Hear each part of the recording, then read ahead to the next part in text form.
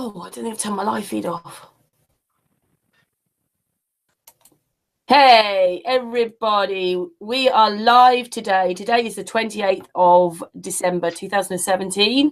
I hope everybody feels good after the Flatmas festivities. The panel so far, we have Judith from Israel, we have Patricia from the UK, we have artists from Germany, and we have Matthew from America. So hello, everybody. How's it going? Hello. Matthew asked when we started, like, and what's happening today? And I thought, it's a Matthew evening. Yay. Awesome. Well, I'm glad to share my findings with everybody, so that way I can see where everybody else sits and how it sits with everybody else, as far as what your guys' research is, and if we're able to make any connecting points. That's my main goal. So I'm trying to find the grand unified theory of everything, take all of religion, put it all together, figure out where the findings are and what the truth is behind religion, where religion and belief and faith started. Religion, aka faith. And then where did science start? All the common grounds between all of science that you have. Because we've got physics of all kinds of levels, from micro to macro, and then you've got chemistry, and then there's the mathematics of everything, trying to find the common ground there. But then you've got the third factor in all this. You've got three main factors that the whole world works off of, and that's basically faith, which revolves around politics and religion, stuff like that. And then you've got science, education, knowledge, wisdom. And then you've got metaphysics. And metaphysics is basically everything spiritual. So you've got your material, your spiritual, and then you've got everything else, pretty much. So I'm trying to explain everything all in a sense to where nobody's fighting anymore. Everybody has a common ground. Everybody can be like, we're the ones that are right and they're wrong. Or, hey, this guy has a half truth and that guy has a half truth and this guy has a half truth, but if we put them all together, it's going to create one whole truth. I want to find that one whole, so that way everybody can look at it and be like, when you put it that way, it actually, that actually makes a whole lot of sense. Yeah, I have to say, Matthew, that was one thing that people, like, when I put a part of your video up, remember, that's how it started. They went, I like the way this guy explains things. Made it quite simple. They're quite deep subjects, aren't they, for just the normal Joe, if you know what I mean. Oh, yeah. It's not like you sit down at the Pizza Hut place going, hey, electromagnetics and how does this work? And, a lot of people don't talk like that. All of my research immediately starts and is based with the automatic truth that the earth is flat. It just starts with that because of, I'll get into it, but it's just the very beginning, from the toroidal flow, the dual toroidal flow that creates the plane of equilibrium. So there's no other way for matter to, have built up with the force that's around Earth, except for being on a plane rather than a ball. So I base everything off of that. And then from Matthew, like, was this something you would, I know that you might have explained it the other day, but this is your hangout today. So how did you get into all this, first of all, before you launch off into this? Because you said you've been researching. Oh, yeah. Yeah. Well, my very first deep thought I ever had was when I was real little. I had just got done watching a bunch of military stuff with my dad, who at the time was, real deep in the military himself. And we went outside to go stargazing, just as a, before nighttime, activity. And he caught stars in there and he was showing me what they look like. And it kind of blew my mind that they looked so odd and so beautiful and colorful. But then what struck my mind after that was the pulsing that I saw pulsate. And then just the random thought occurred to me. And I believe it was because I had just watched the military movie. But what if God is trying to talk to us through the stars using Morse code? The stars is the code, and you just had to find, the geometric, the patterns in the stars to find out what he's trying to tell you, what secret he's trying to relay, by looking at the blinking and stuff like. But anyways, have you seen that was like my first thought. Have you seen the moon do that sort of blinking thing?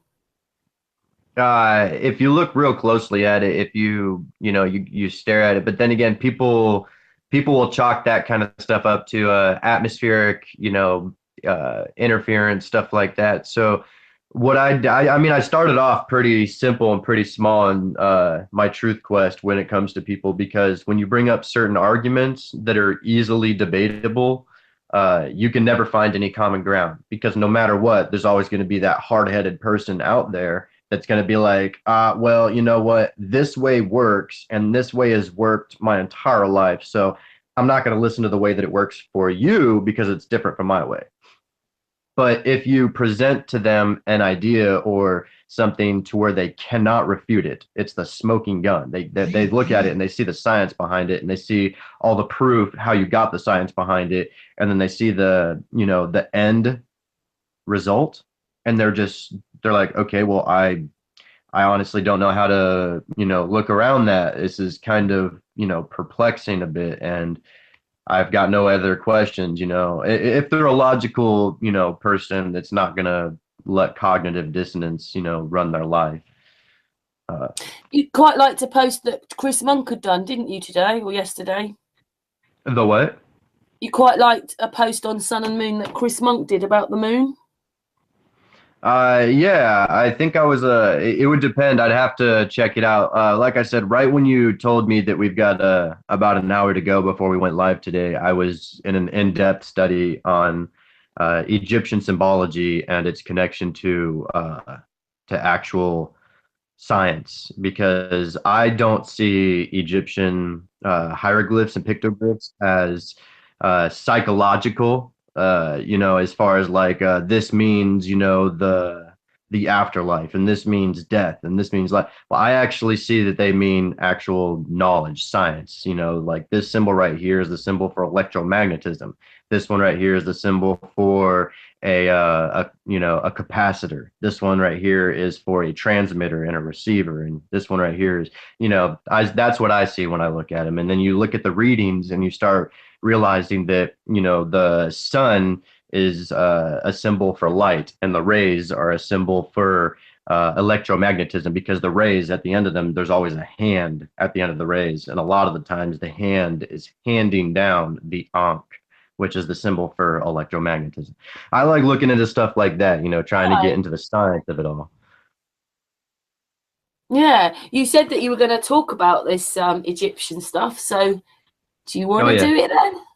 Yeah, well, I'm going to get into it a little bit after I actually explain my basis for everything, so that way everybody can follow what I'm trying to, what I'm saying and why I believe what I believe.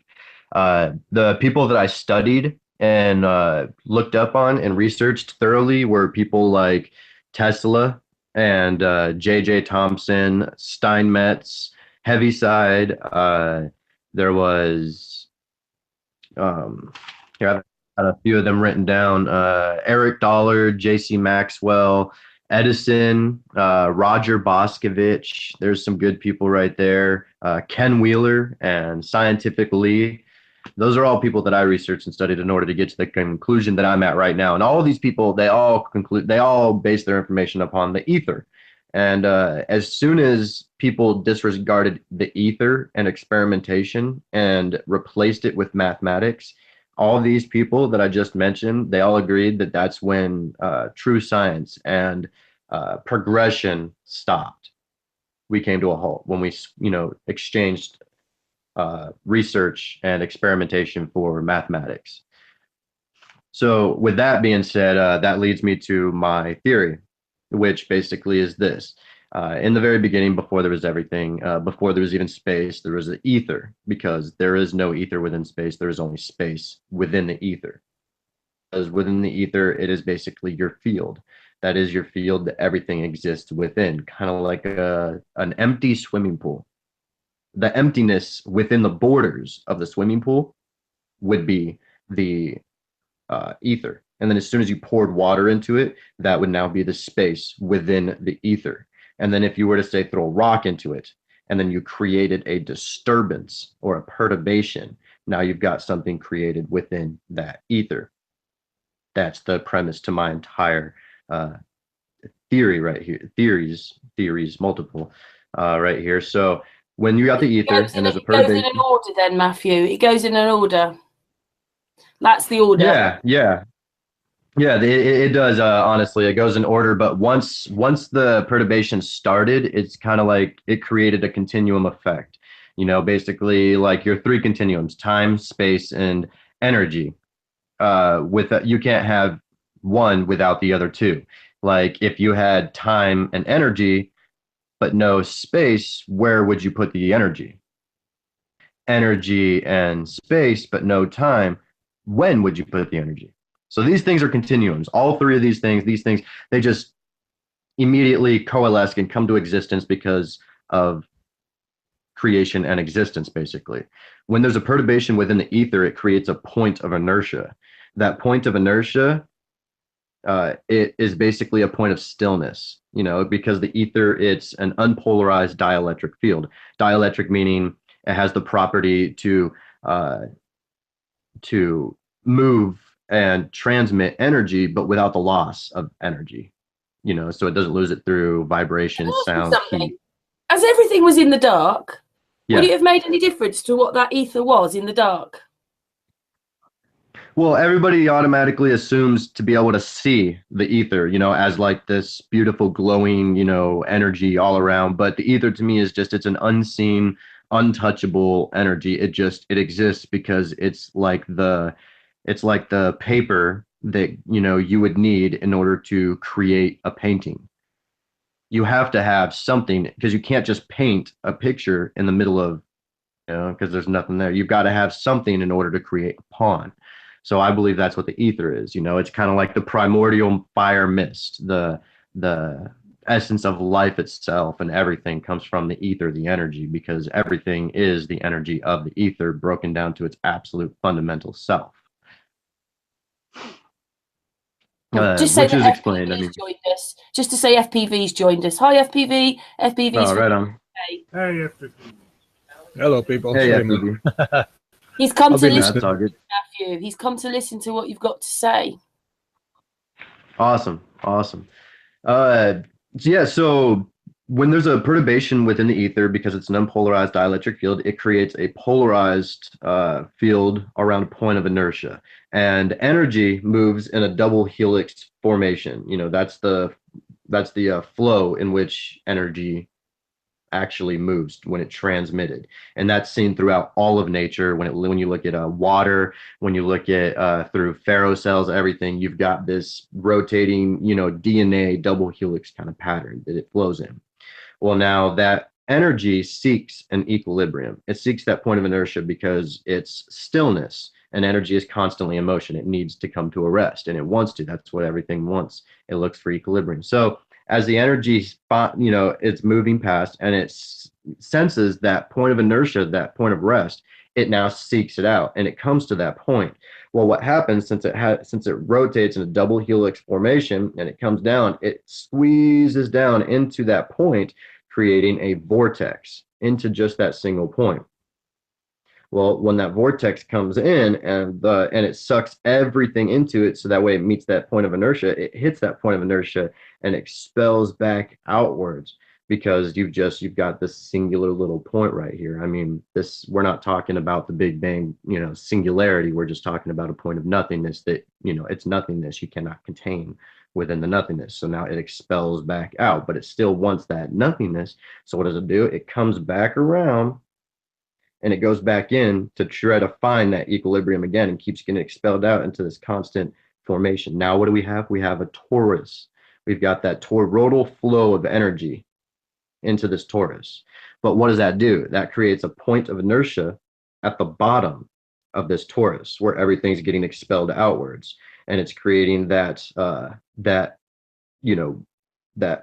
energy seeking from the other side. So now you've got energy coming in seeking, and it comes in the opposite flow, because when it comes up and it hits that other point of inertia and they want to meet each other, it creates a it creates an attraction. When you've got positive and negative, it creates that attraction. So now you've got the rotating coming in on both sides, and you've got creating a plane of equilibrium in between these two toroidal flows. Now energy has a place where it's being forced and stuck to, and it's trying to flow back out, but it's all being concentrated into this plane before it could come back out and try to get back around and see this point of inertia again. So now you've got all this energy concentrating, and this energy is concentrating, and all of a sudden it's all bouncing and moving and flowing into each other with different flows, different frequencies. And this creates a density, because it just concentrates to a point of a density, creating a mass. And now you have matter, which instead of matter, since it, matter kind of points to particles and particulates, stuff like that, parts, since I believe everything is based off of fields and energy and concentrated energy, I like to go with the word elemental material instead of matter, because it's materialized, elemental energy. So that's what I like to say. So Earth, instead of being made of matter, it's made of elemental materials. Crystal, lightning, energy, this and that, broken down to its absolute basis when you look at absolutely everything.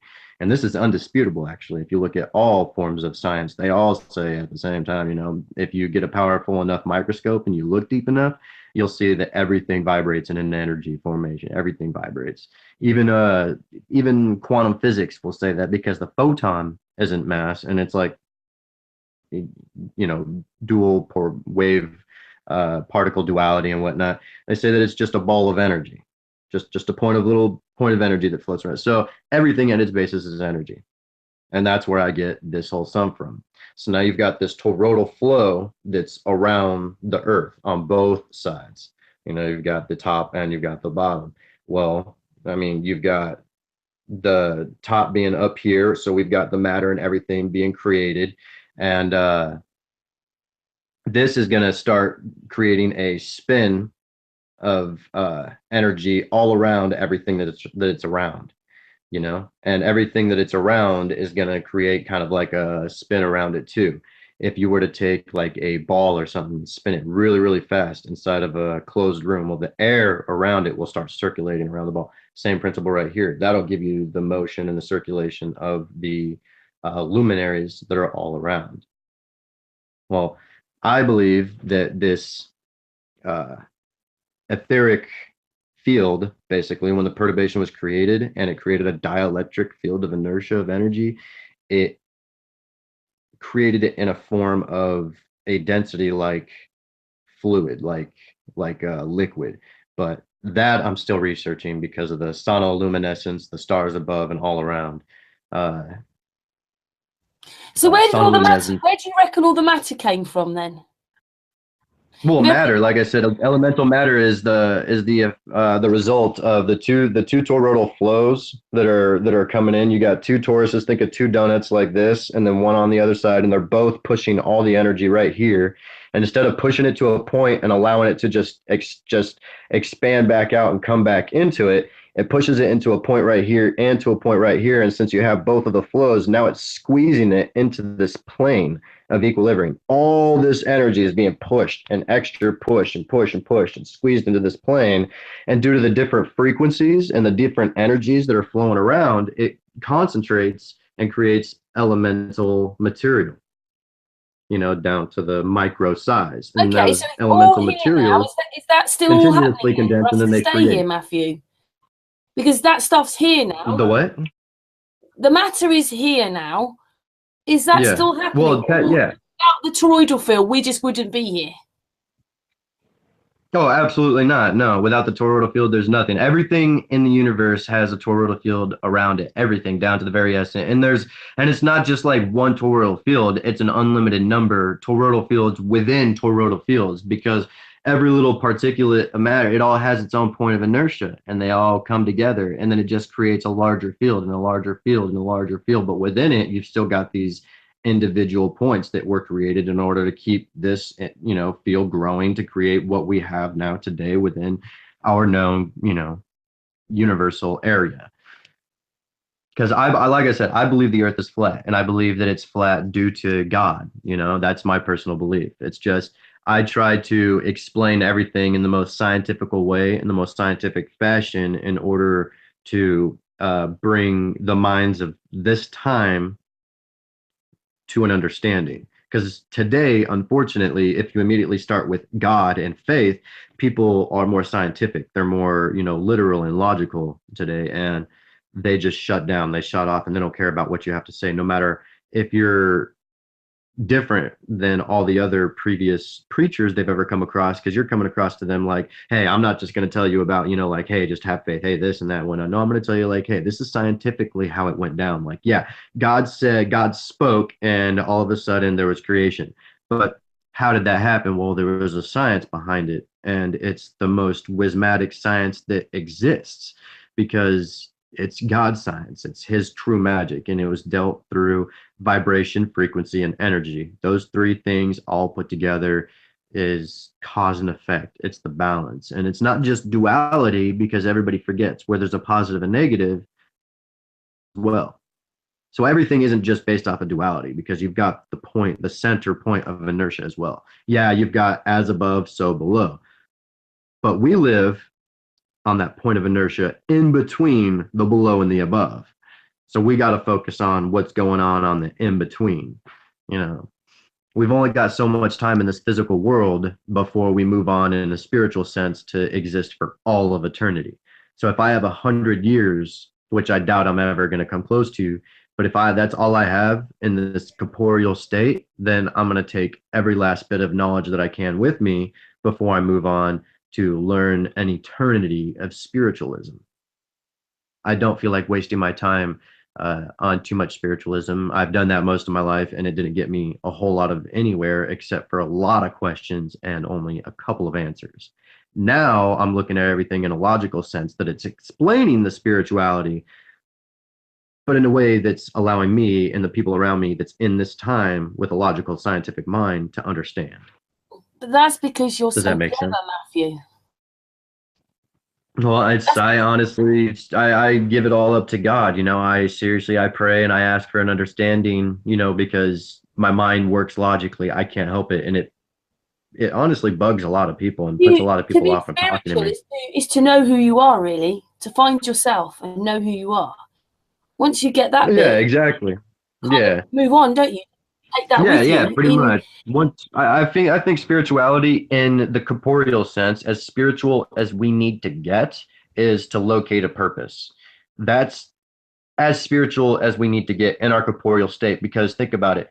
You have an eternity to answer questions, and you could contemplate, what is life for the next, 20,000 years during your eternity. And that's going to be nothing. That's going to be like a quick little, fly past in time, because it's eternity. Whereas right now we're experiencing time in a much different fashion, which I believe is because we're in that point of equilibrium compared from the above and the below, as above, so below, the eternity, the eternal death or the eternal life.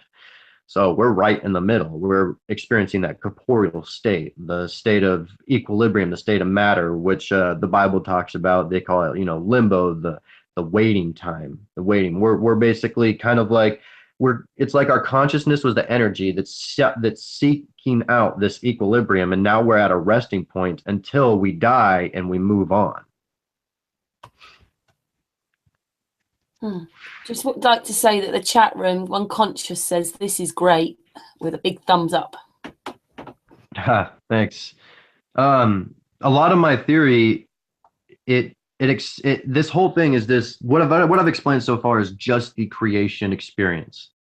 That's it, and that's even explaining it without the use of the terms of vibration, energy, and frequency, which are all needed. Frequency being the intelligence behind vibration, and vibration being the source of energy.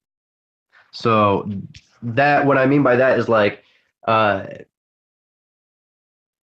you have to have the thought, the frequency, the thought, the intelligence, in order to reach out and tune the vibration, the frequency of the vibration. You got to create that frequency, but you got to know what the frequency is, and you got to be able to tune it, to that, in order for the vibration to exist that allows that bit of energy to exist. That's where God comes in my in theory. You can't leave God out because that etheric energy that existed in the very beginning before anything else, it doesn't exist without vibration. And Do that you see that vibration, we're all it part doesn't of one exist without frequency. consciousness? Do you see Huh? that we're part of all? Do you see that we're part of one consciousness? That we're all together, and God is everything, and we are God. We're part of the whole thing. Without us, there isn't God. No, not at all. Absolutely not. Without God, there is no us. But without us, God is still going to be, because God is the primal intelligence. Everybody immediately just says God is the creator.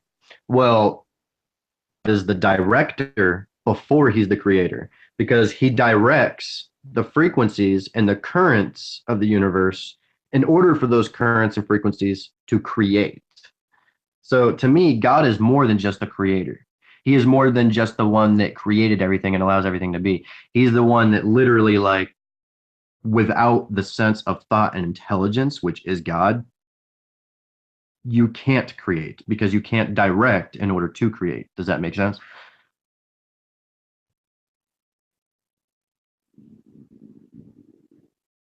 Sorry, I muted my mic and I couldn't get back. Yeah. Right. Okay.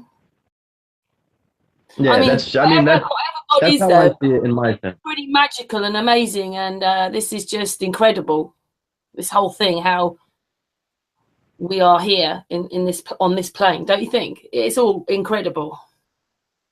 Oh, absolutely. I mean, it's basically a miracle all on its own as far as humans go and how we came to be, because I can explain uh how material elemental material came to be, and how energy flows and time came to existence, and the movement of the stars. I could even explain about what thought is and everything, but explain certain creations like human beings. I just can't, because the amount of intricacy that went into creating an organism like us is beyond.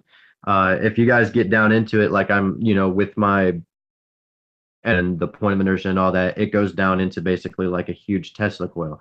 There's a coil, there's a capacitor, there's a spark gap, there's a top load, there's, everything, the transformer. And everything works like that, just like our human bodies. Our human bodies have a capacitor within them, an energy core. We have our nervous system is kind of like the coil that and the transmitter that allows the energy to move everywhere throughout us. And then when we speak and when we project energy and we move and we do things, that's the energy projecting itself, kind of like the top letter, except we're not projecting little, bolts of electricity. We're just doing things. I'm emitting an energy, the vibrations that I'm creating. My muscles are moving because of the energy being pumped into them from the system that has been created by me. And everybody says perpetual energy doesn't exist. Well, I'm a walking, talking example of perpetual energy. I may grow and die and everything because of the organism, the organic part of me. But as far as the energy source and the way that we were built, perpetual energy wise, it's a perfect system. It re-heals itself when injured or fixed or broken or damaged. It's able to learn, and it's able to adapt. Our biological system is so incredibly creative. It's like the most advanced electrical circuit system ever created, and it was done specifically by an intelligent source, naming us. Nothing else could have done the human Bodies thing are for just God. absolutely amazing, aren't they?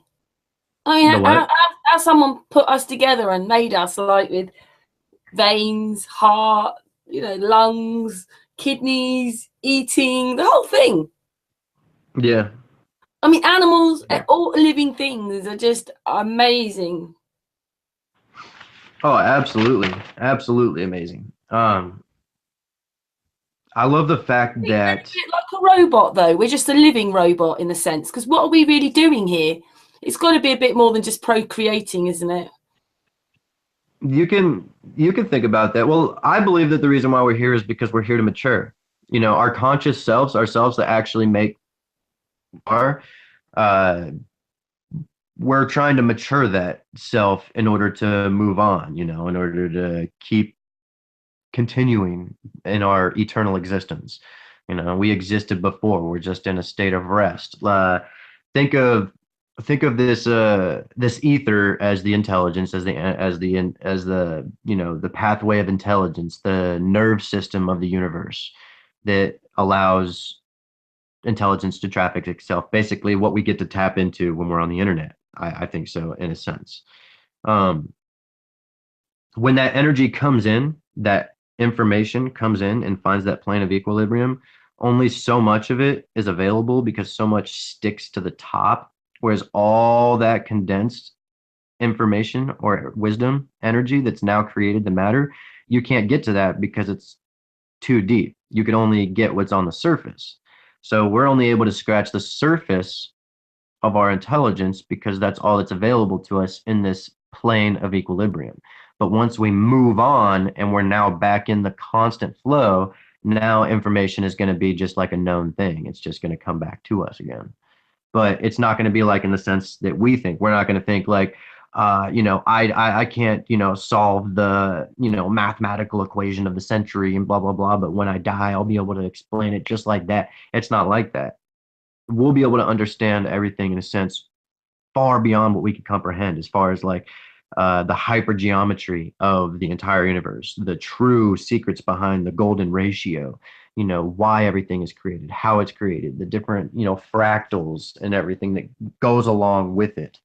Uh, that's that as far as our intelligence goes and what we're able to do and take. That's why we're here. We're trying to uh, find that state of equilibrium, that state of rest, our energy, you know, because we're in a constantly flowing and now we're resting. And while we're here resting, we're in a different form now. Uh, I can't explain that. I'm still learning. I don't know everything. Do you think the And consciousness we're has trying to move on. been trying to be changed? Because we kind of know maybe that the pyramid people were different. They were, you know, using telepathy. They were able to sort of move. I don't know if they were using telepathy. I honestly believe it was technology. The antediluvian people, pre-flood people, the Nephilim, they were the ones, I believe, the fallen ones that took the knowledge from Adam and from his descendants and from the fallen. All that knowledge got brought together and it created the great civilizations of the past. They knew of certain things. They knew of the geometry patterns, of the energies of the universe. Like every pyramid, like the ley lines of the entire plane that we're on are there because of mineral deposits within the earth. There's the mineral deposits that create the mineral veins of the earth, and and not all of them, but some of them or most of them, whatever amount of them, have electrical properties to where they can contain those energies. Now that creates our ley lines.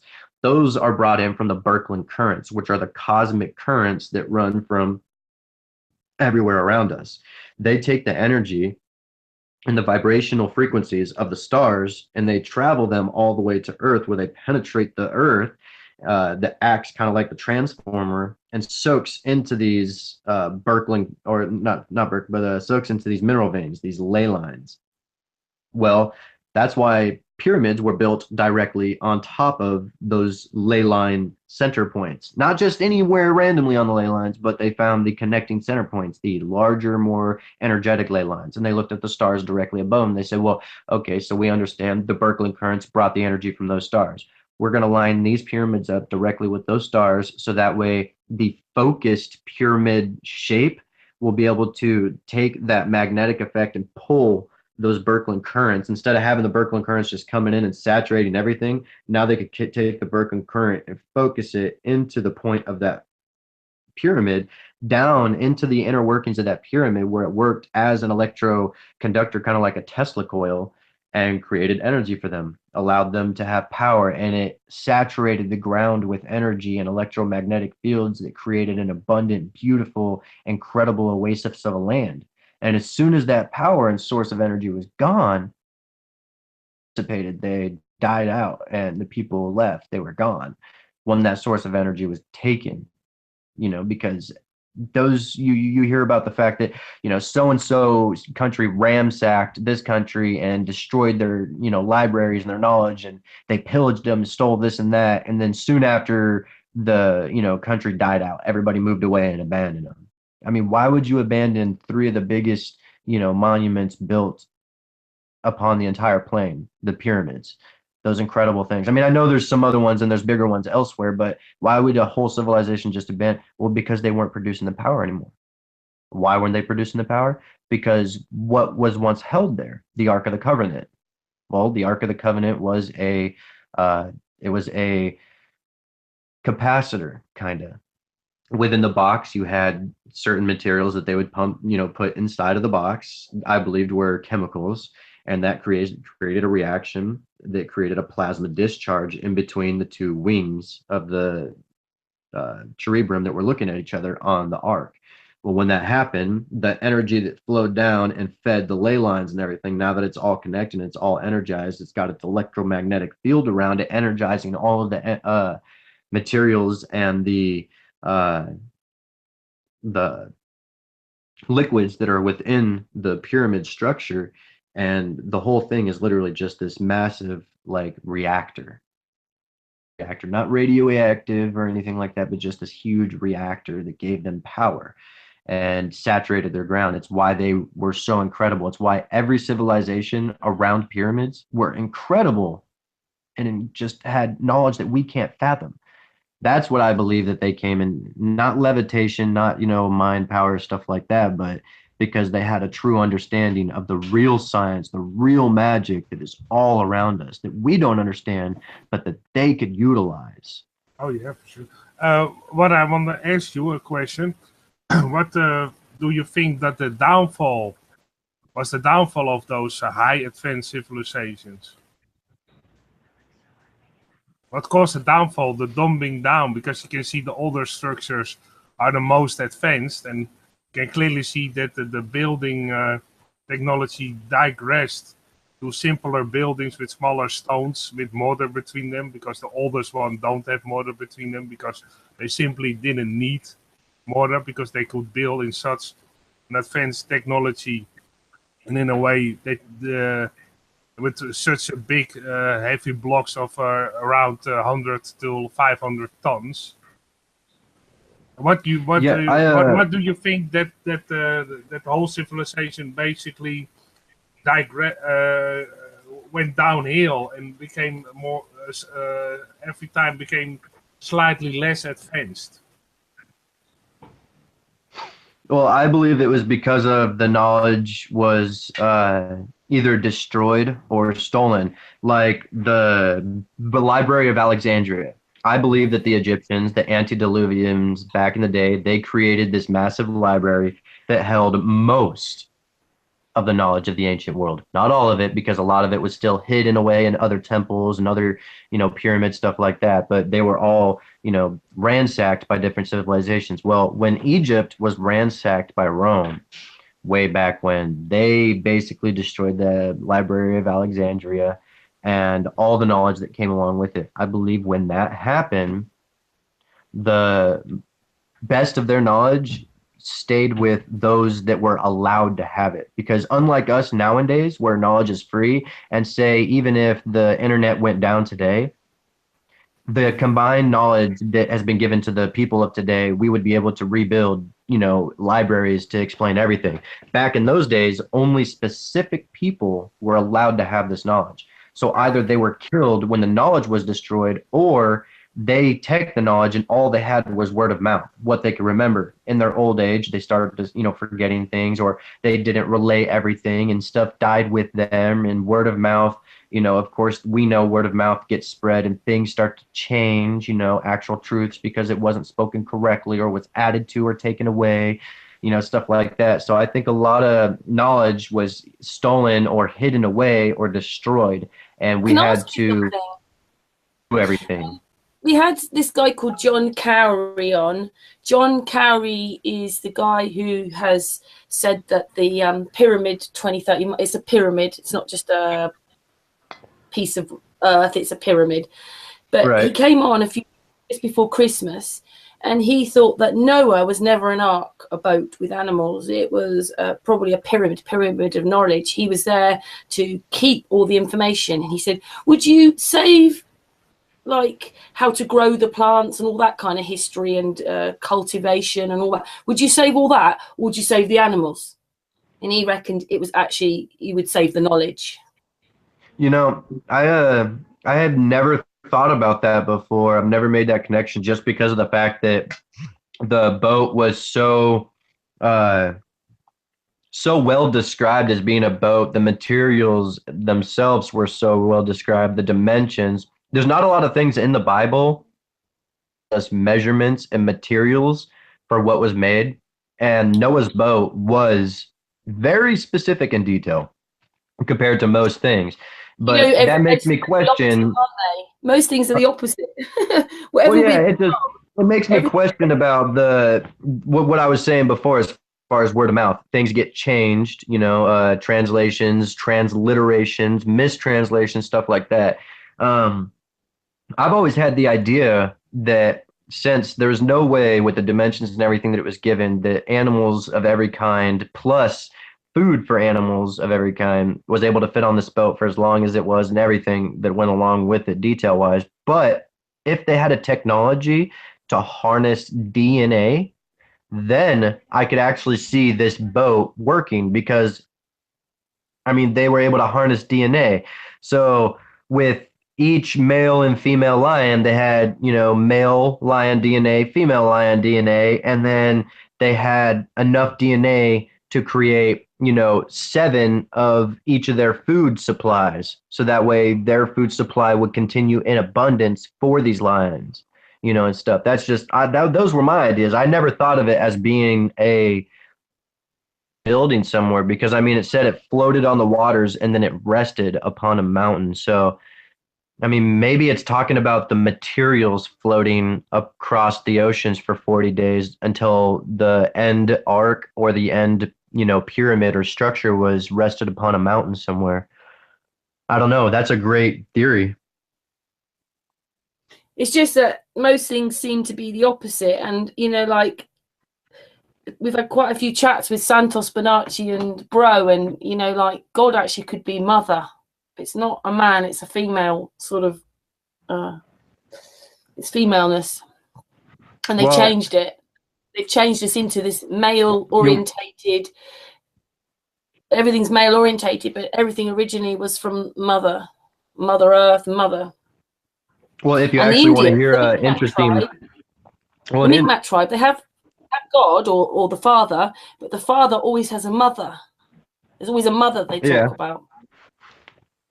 That's a curious one too. I think I've ran across that one. One I just came across this morning was somebody was talking about, well, flat earthers want to be so literal, and truthers want to be so literal about their things, and they're shutting everybody down about the name of Jesus because it's the Roman use of the name of the Son of God and not the God's use of it himself.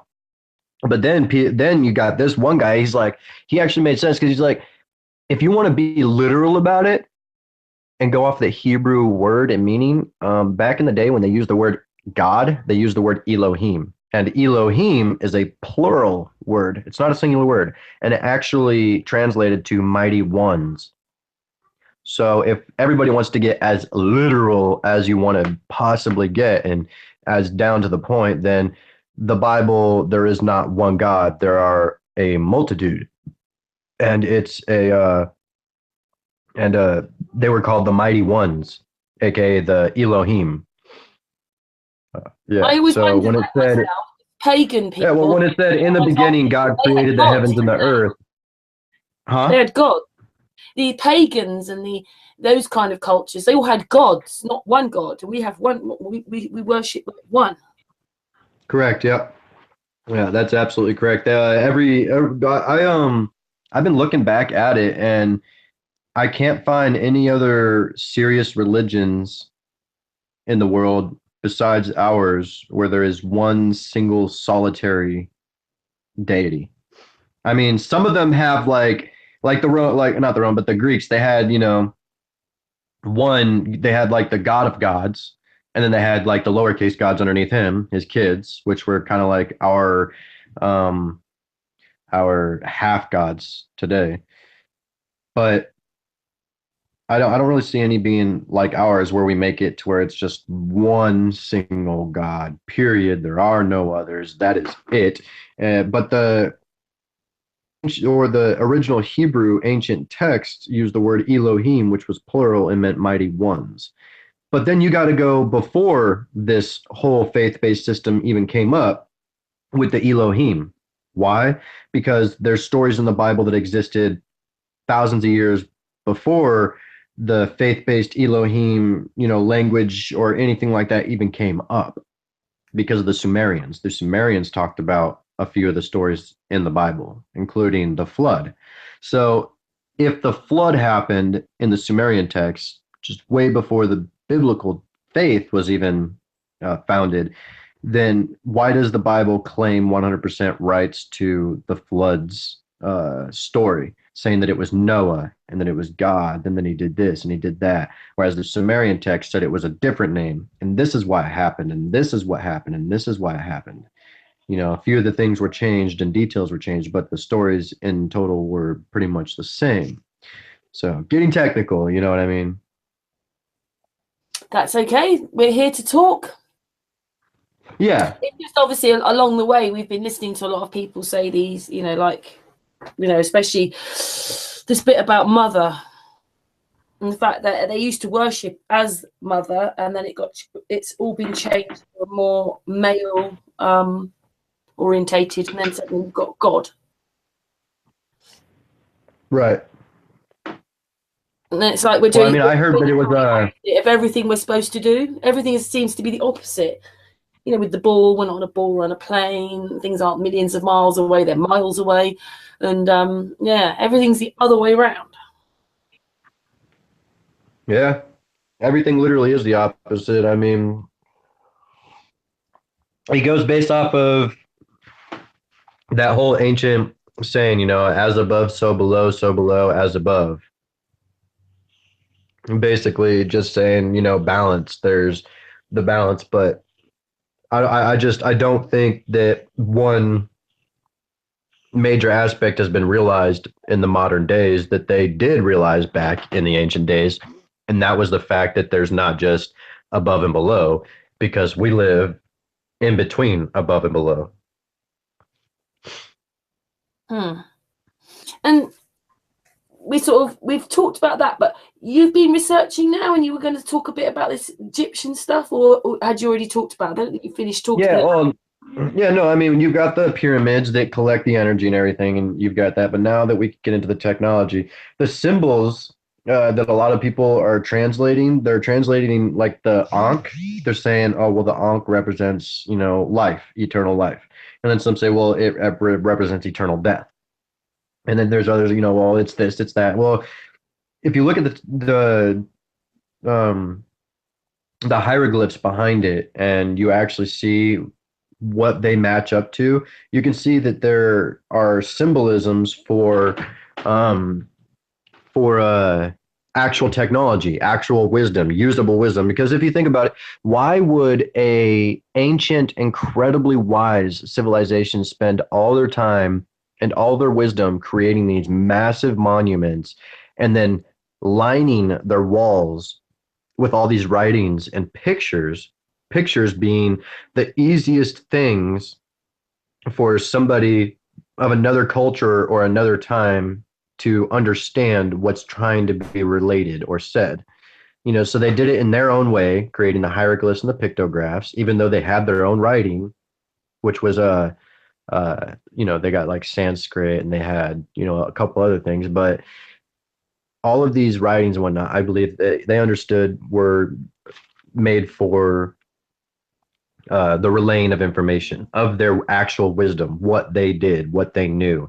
When you see stuff with plants and them working with, food and stuff like that, I believe that within those symbols, it doesn't say stuff like the oxen and, the cow and, the midday sun, stuff like that. I honestly believe that it's saying like, hey, if you do this and this right here, the energy from the electromagnetic field, blah, blah, blah, with this frequency, it can stimulate the plants to create a growth and a health that da da da and a blend, stuff like that. You know, the Ankh represents electromagnetism.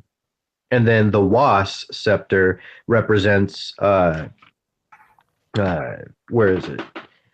Do you know the one It thing that represents power. Artists noticed, Huh? remember the other day we were talking about these electrical arcs that had happened? Yeah. Well, artists noticed by the positive ones, all the trees grow there. Millions of trees will grow around one of the strikes. Well, I can explain it very short that indeed near those strike zones, most of the trees are growing, and if you see the surrounding areas, you almost see no trees. And what is also interesting that all those pushed out of the ground mountains, and that they clearly pushed out of the ground, are almost, I think they all, maybe not to my knowledge, all of them are mineral rich or metal rich.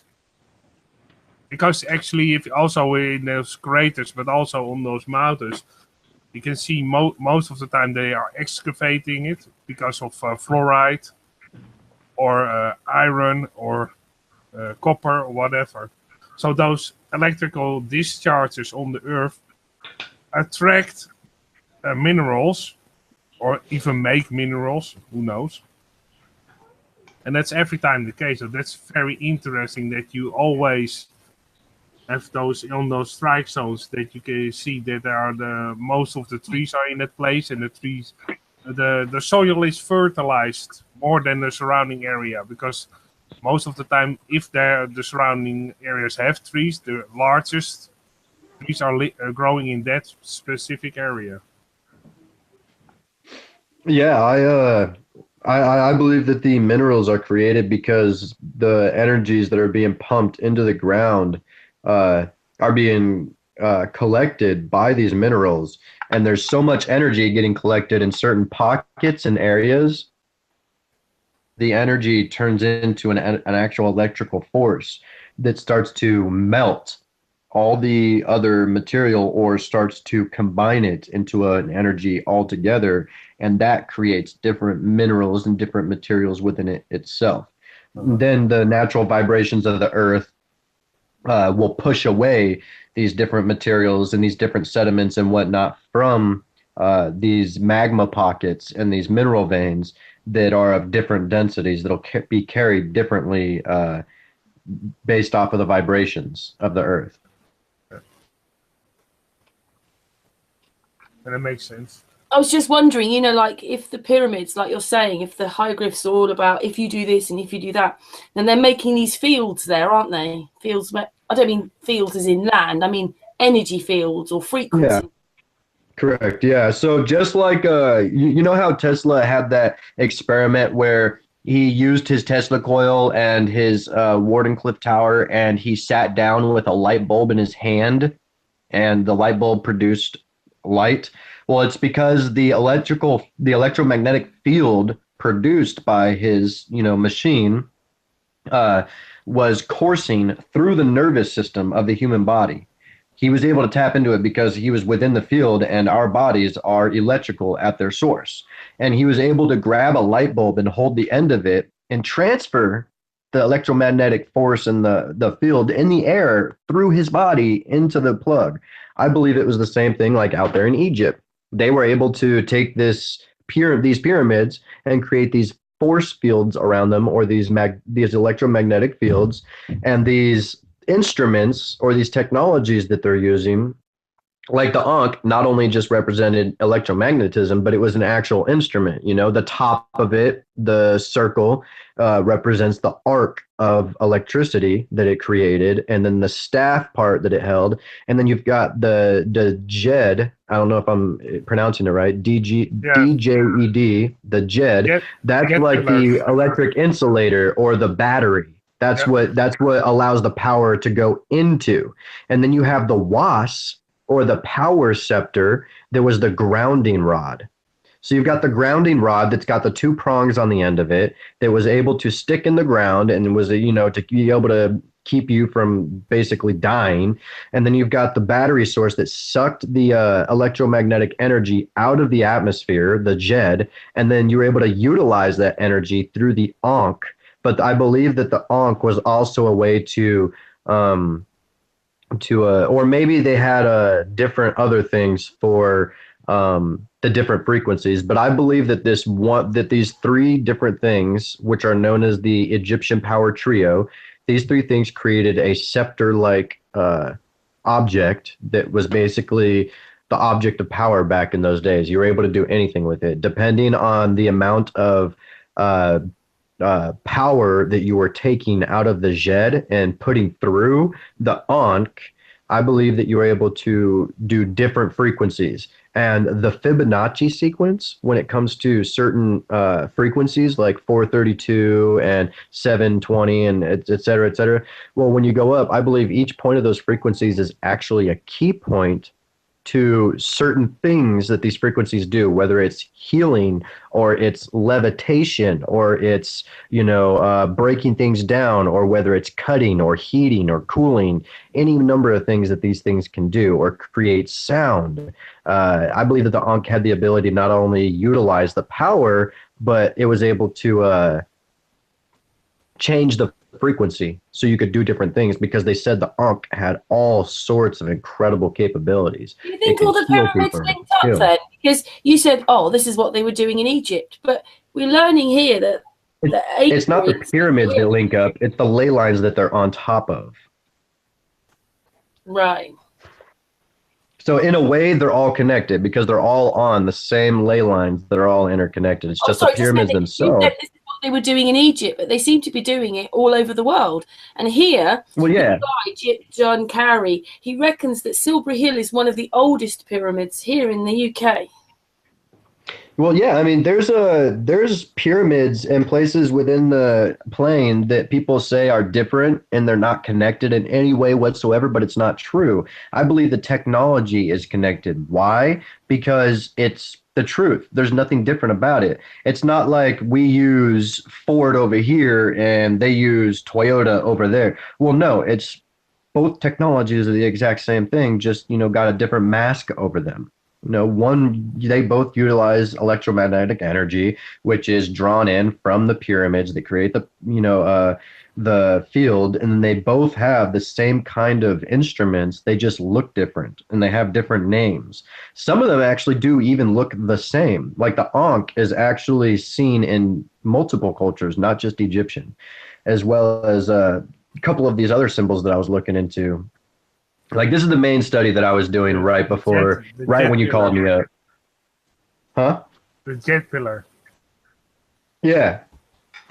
Yeah, I'm super excited about this right now, because with my studies as far as like the ether and the point of inertia and the toroidal fields and everything and how it explains, I could explain anything with my theory. Like, you name it, I could explain it. The volcanoes, the wind currents, the movement of the stars, sonoluminescence, all of it, because I feel like I've actually found a connecting point between all of these truths. What do we got here? What I'm showing, that's actually a wall in the Karnak temple in Egypt, and I always find that one very fascinating. Because if you look at it, you can see some type of tree over here. So very big picture. I always try to get the biggest pictures as possible. You can see around the shape. The Ankh is also over here, in this corner over here. See, and the jet pillar is also in it. Indeed, you can see. This is the jet pillar over here. Here is the Ankh. So they're using it a lot of times in their symbology. I believe right there, what we're looking at is was specifically that whole thing. It's not telling a story like a lot of people will want to believe you to think. They'll sit there and they'll tell you, oh, well, this is the story of creation about how the tree of life was created by the god Osiris and blah, blah, blah. No, it's not. they've got all the technology sitting here staring you in the face. The one thing that I have not been able to put together as well as some other people is that hook. I don't know what the hook is for. Maybe the hook is a way to change the frequency. Kind of like, what's that musical machine that has the two prongs, and when you go close to it, your electromagnetic field, it changes the tone and you can create music. Yeah. Maybe that's what that hook is. Maybe that hook near the wasp scepter power is kind of like changing the frequency. I don't know, but good thought. Yeah, it makes sense. I know what device you mean. That you actually have an iron rod on an basically a wooden cage, and if you move another rod against it, it makes all kinds of tones like wee wee roo, everything like that. Yeah. I know what you mean. I don't know the name either, but I exactly know what you mean. That makes sense. Yeah, I'm still trying to put some of this stuff together, but now that I've like learned this kind of stuff and I'm re-looking back at pictures like this, I see completely different things. Yeah. Like that tree of life. Everybody could see it depicted as a tree of life, but I could see it depicted as the Birkeland currents that run through the cosmos and feed everything, or the currents through your nervous system. You can also see it as a Lindenberg discharge. Yeah, exactly. Static, I could see. I mean, energy in general. The snake that everybody usually sees, that's usually depicted as something else, but I believe, and as some other people that agree with me, that it's the symbol for electrical current, when electrical current is actually flowing. In the top also you can see a lot of those zigzag lines just above the tree, a lot of those zigzag lines. That could be that they are actually displaying the electrical current. Those zigzag lines you can see on top just above the tree. I've pointed out here. Are you able to zoom in at all? Yeah. Very far. Yeah, zigzag lines, Ankh. That right there. Yeah, the squiggly lines right there are like electrical currents, and it stands for EN, and there's actually like a small depiction of the Ankh, and it's an explanation into the Ankh, and that's one of the symbols used in it. Indeed, the Ankh is over here. And you have just below it. There's the trio right there. And you have here a snake type thing and also a pyramid-like shape. So now after that you have all those electrical currencies. Yeah, I also thought that were electrical currencies. So I'm on the same page in that. Yeah, it makes sense. It makes a lot of sense. Here again, you have another one. And those steps could be indeed for changing the electrical currencies. So they could influence it with those steps. That also makes sense. See, look right there in the center of that picture. You've got 3 different Ankhs. Yeah. And in between the Ankhs, you have the 2 wasp scepters, right? Yep. Maybe I'm right. Maybe the Ankh is like a receiver or a transmitter, and the wasp is the receiver or the transmitter. That's why it's like an electrical circuit. You know, the electromagnetism has to go through the wasp scepter or the circuit, and then continues as electromagnetism and continues to go through a circuit. So maybe right there it's showing that that's like a power. That's a power system of some kind, actually, because at the very bottom you've got somebody that's feeding the bottom of it power, the electromagnetism, and then that's compressing some kind of piston that's creating an electromagnetic flow inside of it. Maybe that symbol right there is depicting like coils. Maybe that means coils because it's flowing electricity and it's got the connectors between it. Yeah, that makes sense. It makes a lot of sense. Yeah. Yeah, see, I'm loving looking at stuff like this now. I need to figure out what that hook means. I've got a few pictures I want to send, but I was just trying to present them then, and it didn't want to do it. It just wanted to present the actual, with the Ankh on it. Richard Burke from the chat group sent them to me. Okay. I've saved them to my pictures, but it's not showing them. And No. sometimes you have to wait for just a moment, and sometimes for all of a sudden it works. Sometimes I also have a bug that for some reason it doesn't work for some strange reason. Yep. It's amazing once you start getting into all this stuff, guys. Oh yeah. It's truly amazing. Yeah, like when I once I get my journal all done, all my theories and everything all put together, I think I'm gonna buy a book, and I'm gonna like try to put a book together of the whole thing on, start to finish in an order that would make sense to everybody, so they understood everything that I'm understanding. Yeah, indeed, just your views on what you think it is, and sometimes it's great to have different views, because sometimes I agree a lot with what you're saying. It makes sense to me. Yeah. Yeah. That's why I love these hangouts. A lot of people bring different philosophies to the table, and often you think, "Oh, I never thought of that. Oh, that makes sense."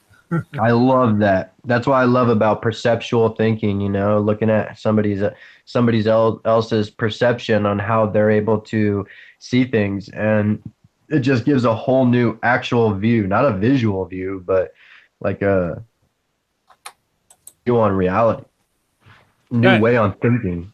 Just like you said, that thing on that picture looks like a tree, but now I looked into electrical discharges.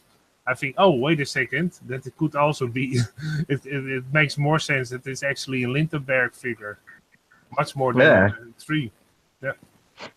Yeah, I mean, since you have somebody huddled down around it, and it looks like there's an electrical discharge coming around all around that person, maybe that's a depiction showing that human beings have an electromagnetic field around us as well, and maybe this is a way for technology to tap into it.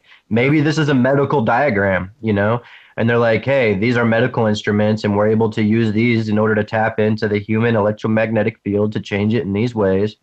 I mean, it looks like he's holding certain things. There's a lot going on in the background. I mean, I see all those lines as the currents, and then the leaves are kind of like the toroidal flows, or the vortexual flows, the way that energy flows. If you imagine those petals spinning instead of being solitary like that. Yeah. Artist, I've sent you a couple of pictures. I can't show them. Do you think you can? I've sent them to Messenger.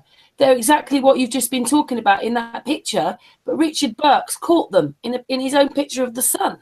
In the back chat, or? No, I sent it to Messenger. Facebook? Yeah, and then I'm going to send you this last one. Oh yeah, that's actually an incredible thing. That reminded me of what you just said was the symbol of the Ankh. How it looks like a cross minus the top part has a head instead of a line.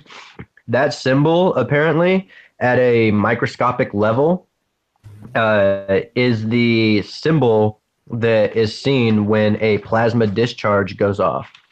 So the actual discharge itself creates that pattern. Yeah. At a microscopic level, right when it creates the discharge, apparently. So I thought that was pretty interesting. Well, it's all amazing. Can you show the pictures, Artist? Yeah, I just got them from you. Yeah. I've got one more of a plane going in front of the moon. Okay. Yeah. You'll like these, Matthew. Yeah, you can. For some reason. I have to put them up, of course. Just a second. Hope it works. Sorry, I have my camera up. I'd let you guys see me. I don't like being down. I'm just trying to eat right now. I don't like eating in front of people. Yeah. That's okay. I have to close something down actually to show them, because. Oh, come on. Just a second, Karen. I had a problem. I can send them to Matthew so he can see if you can't get them up. Well, sometimes it takes a second. Because the bandwidth takes a lot of the memory of my computer. Yeah, we all have that problem. You guys, you know what another really cool thing is? When you start seeing this knowledge and you start looking at these symbols differently rather than just a philosophical or spiritual sense, which really makes me shudder when trying to study certain things. Like when I studied, Freemasonry and symbology revolving around stuff like that, it made me shudder because I only thought of it in a philosophical kind of spiritual sense, like, the life of death and the death of life and this and that and whatnot. And now I'm like, now that I look back on some of my old, studies, I'm looking at it and I'm like, this symbol did not.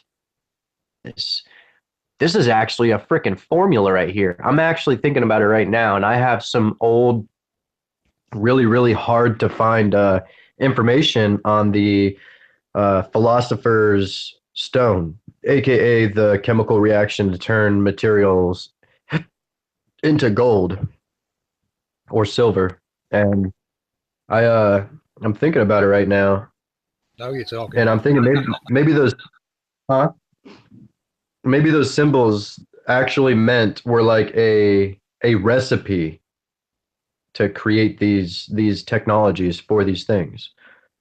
I'm looking at things so much more differently than I ever was before, and it's amazing. When you look back at the angelic language and such, you start to find it is all about the elements and alchemy. That's all it's about.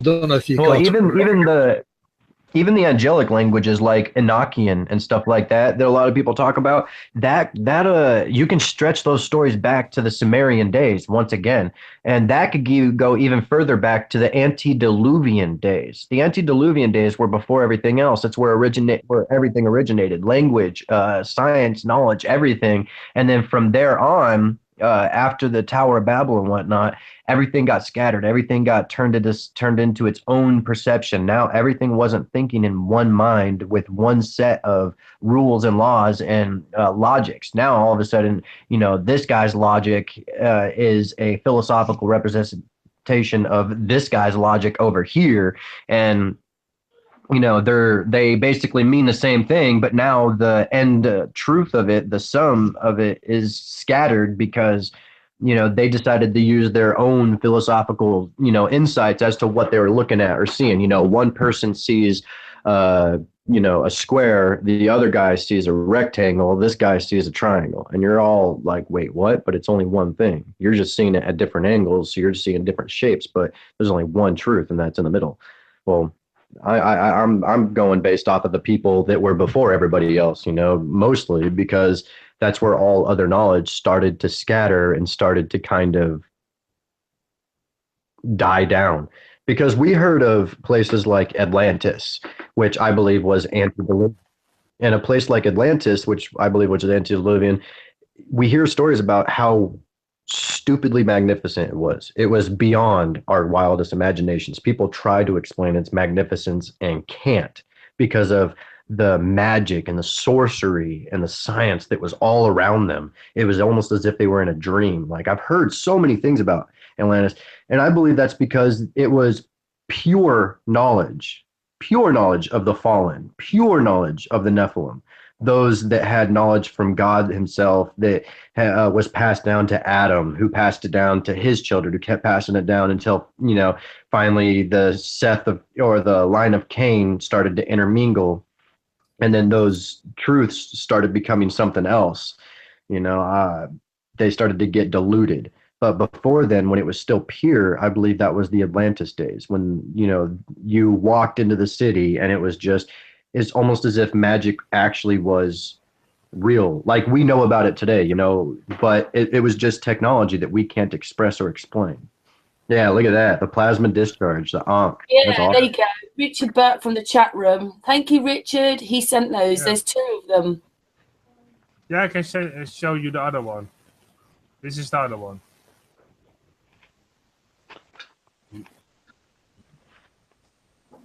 Must admit, I don't know if I've ever seen that before in a picture.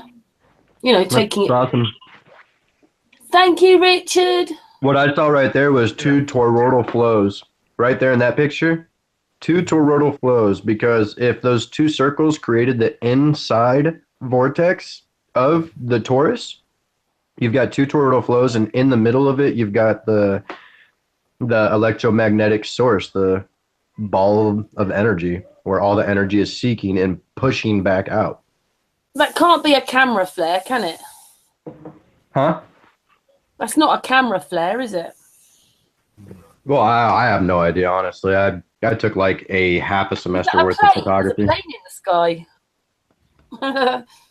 On that picture before, look, isn't that a plane? Huh.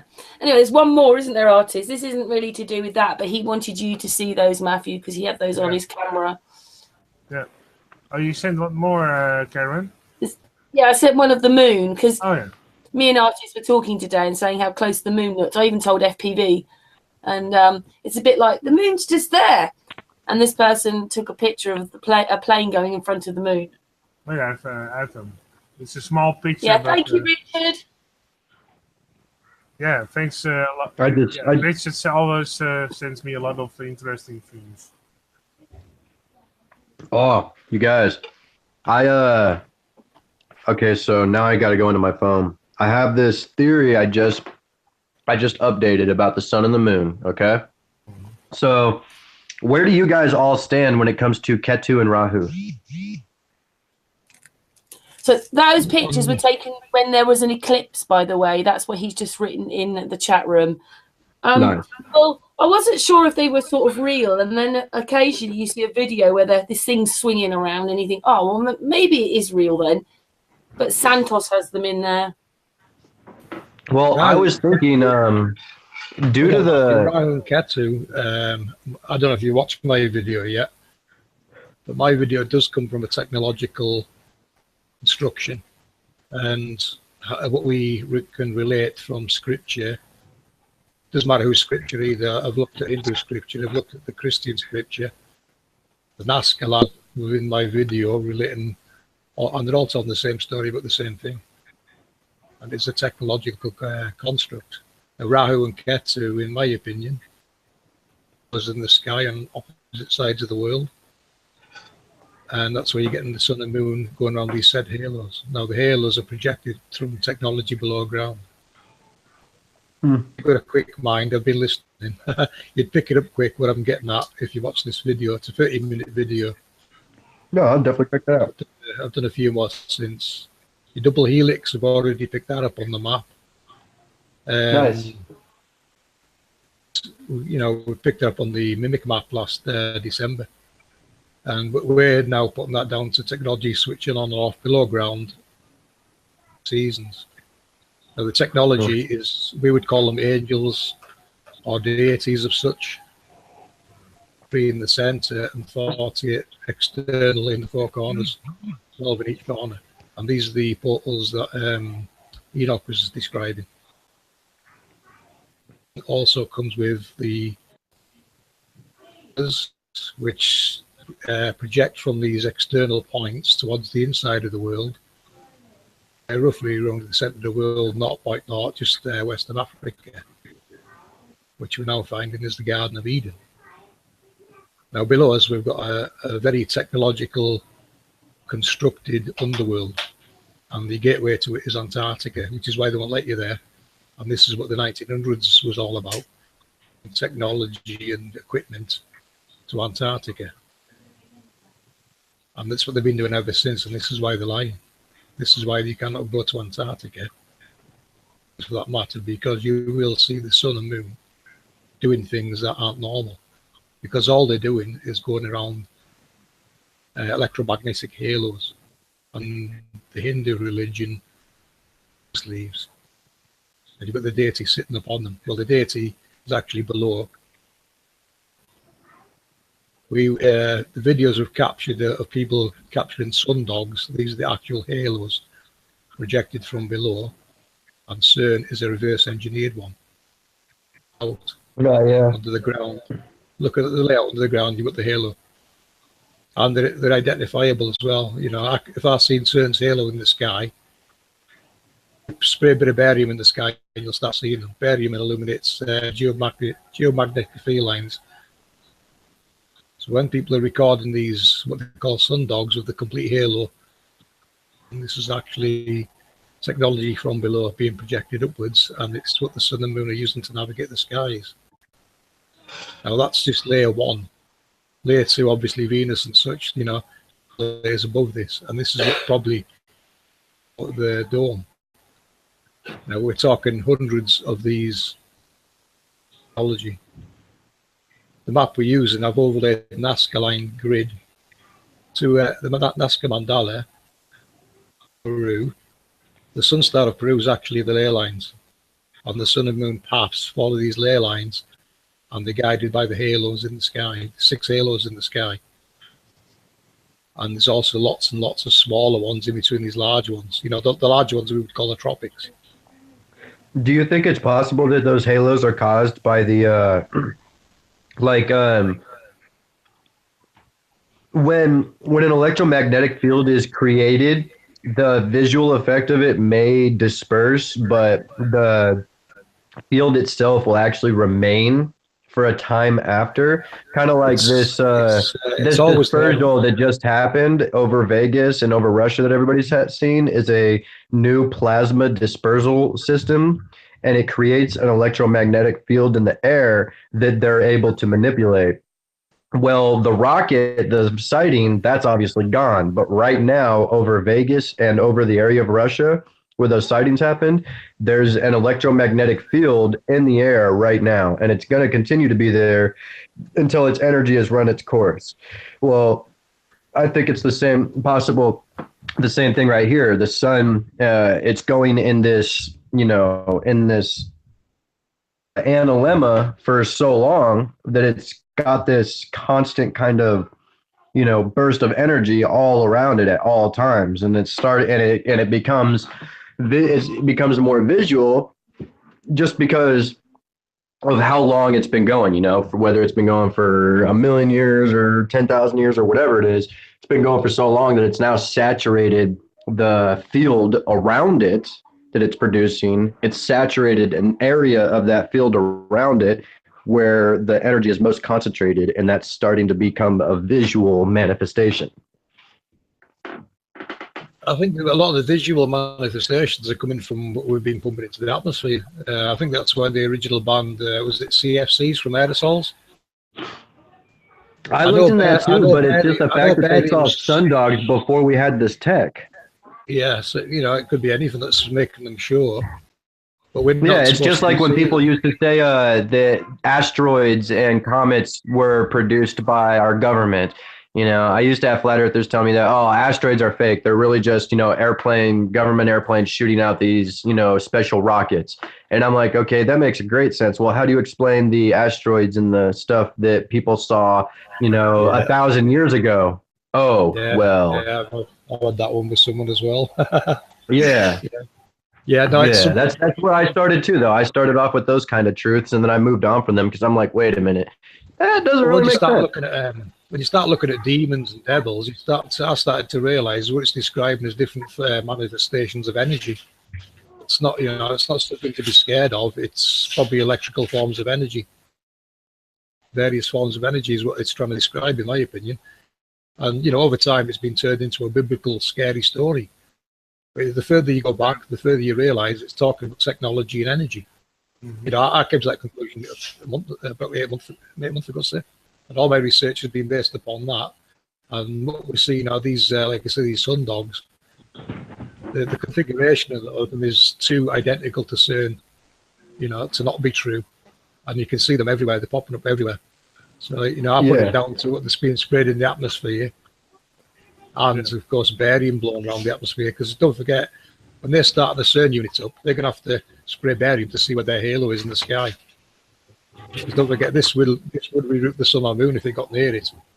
So there's only certain zones they can use it, I would imagine. And you've got to work out then what is it they're using for, because this technology's got different uses. You've got your creator, your maintainer, your destroyer. There's various uses for this technology. Now I've nailed it down to an angel below and the halo above is what's creating the volcanoes, and the inductions running between is what causes them to erupt when the volcano gets to a certain altitude.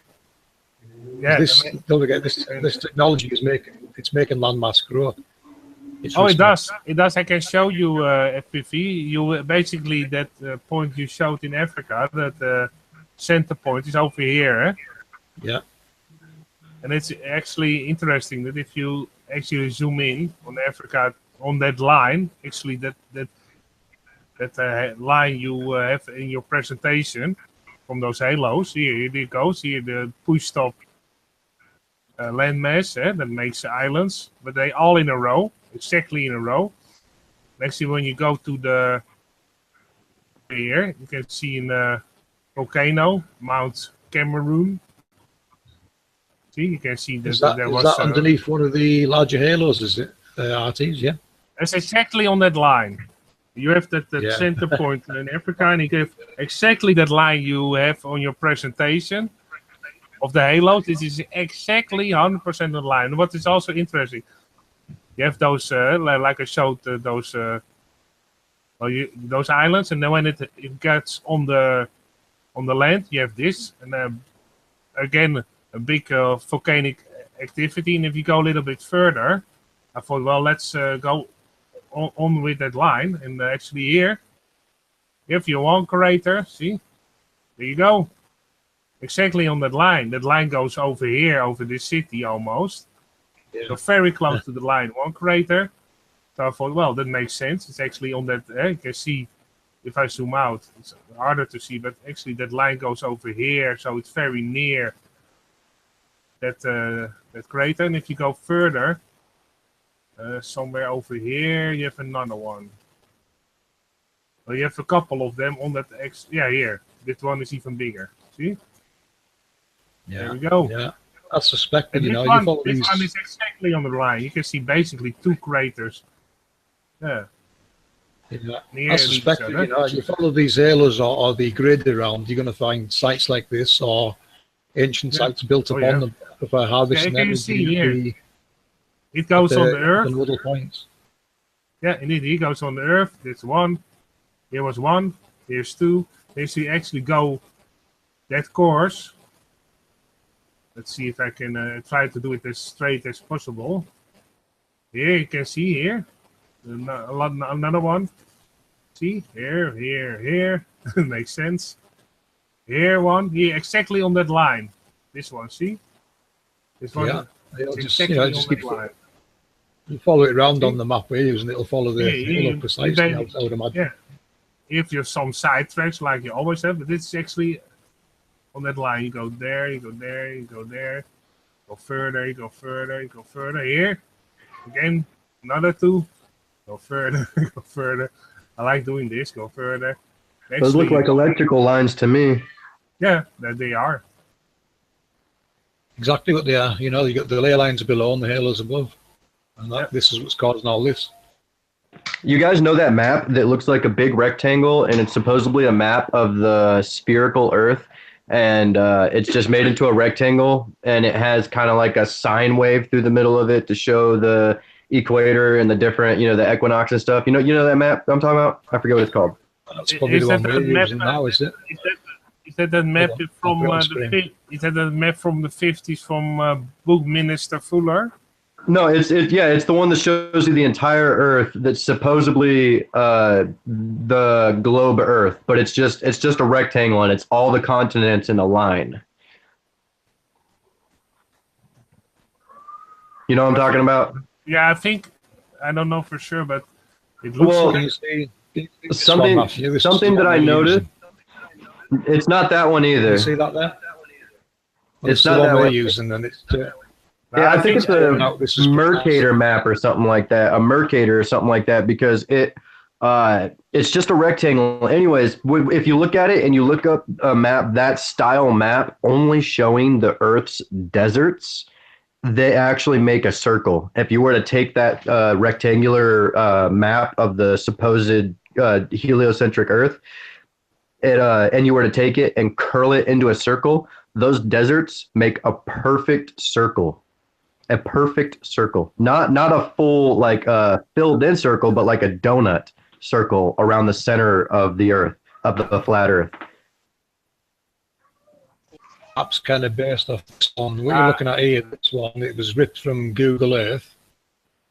and it had the algorithm by series that was created into a ball. So what you're seeing here is it unraveled from the ball. It's not showing its full scale there. It's quite vast, Antarctica. That's just, but we have got the full image of Antarctica.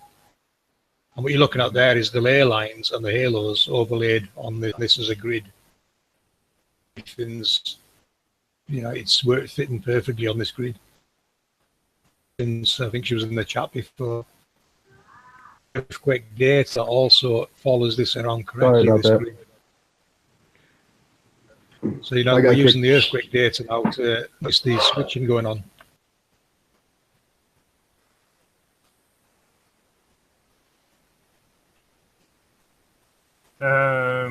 Let's see. Is it maybe this map, the Dimexion map? This one? It was made by Minister Fuller. I've never seen that map before. This is actually a map made in a early 50s by Buckminster Fuller. If you make it, if you actually glue it together, you get an strange earth with squares, square bits on it, triangle shapes, because he was building in triangle shapes, also his buildings, and therefore I thought maybe. And also, what is interesting in this map, you don't have the distortion of the countries. See, actually, Australia and everything, and Africa. So yeah, you can cut this one piece off of Antarctica. Of course. Antarctica. Yeah, you can cut this off. There's a line, so you can cut this off, and then you actually have a nice flat Earth map. And that's why I don't understand why they use the distorted map. Because actually, this Buckminster Fuller, you only have to color in the oceans and you're finished. And that was already in the 50s, so. Artist, I've sent you something, a little video. It's not my work. I found it on the internet. You don't need a volume because there's someone is talking, but I bet if you showed Matthew, he'd like it. Okay. Even it's probably CGI, some of it, but they're explaining electromagnetic fields. Okay, I can play it for you. Yeah. Yeah, do you want to play it to show Matthew? Oh yeah, for sure. Yeah, for sure. I'd love to see it. He'd say that's brilliant, or that's a load of rubbish. Well, no, I'd love to see it. Also, if you guys had any questions as far as my theory goes, don't hesitate to ask. Well, most of that falls in line with what we've been doing. Yeah, you can see that. Sorry, I've made this video, but it's not my work. You can see my screen, Karen? Yeah, we can. Okay, I will play it. Yeah, you can talk over the top. Because unless you want to hear the word. Oh, you can't play the words anyway, can you, Artist? No, I don't. My speakers aren't working. Yeah, it's just showing what electromagnetics is like. But it would be nice to hear the noise because it explains it, as if they're pulling and twigging and. What is that? What is this a video of? What's going on right now? It's how it works. What I can try. I need this video to study. Well, yeah. What I can try is maybe put my headphones on my microphone as hard as possible. Maybe you can hear something. Shall I try that? Go on then, Artist. Yeah, who knows? I'll send it to Matthew as well. I don't know if that works, or? No, we can't hear anything. We can. Yeah, we can. The description that scientists often use is hairy ball.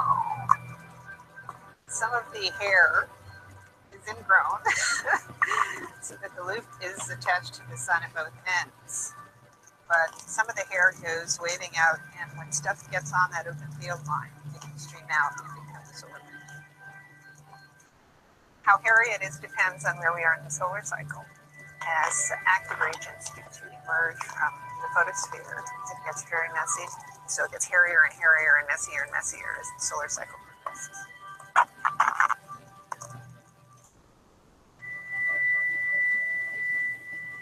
there's no active region on magnetic field generated by the turbulent motion itself. What you see is that all the magnetic field tends to be crushed and centralized in these intergranular lanes between the bubbles. So if you're looking at the surface, you see these little dancing dots, and they'll appear, they'll emerge, and then they'll move around, and they'll hit each other, and they'll cancel. Things happen on many different time scales. Photons take hundreds of thousands of years to random walk their way from the core all the way up before we see the photosphere, yet millions of a second reconnection or something completely changes the topology of the phenomena.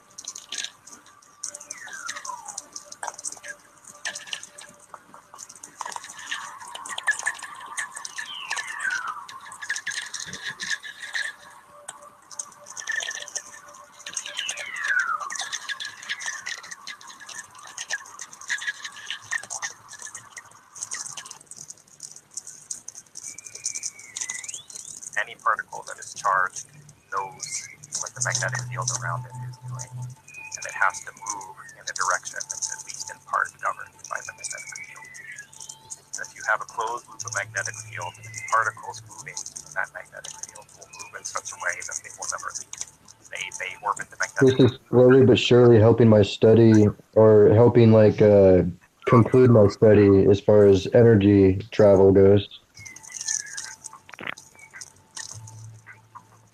Above one given region of Mars's surface, you might see magnetic field lines bursting out straight towards you. And as they get closer to you, they start to curve away and they turn so that they zoom off into the distance, and then they bend back and they go diving back down. But you're not seeing just one of these. You see this happening all around you.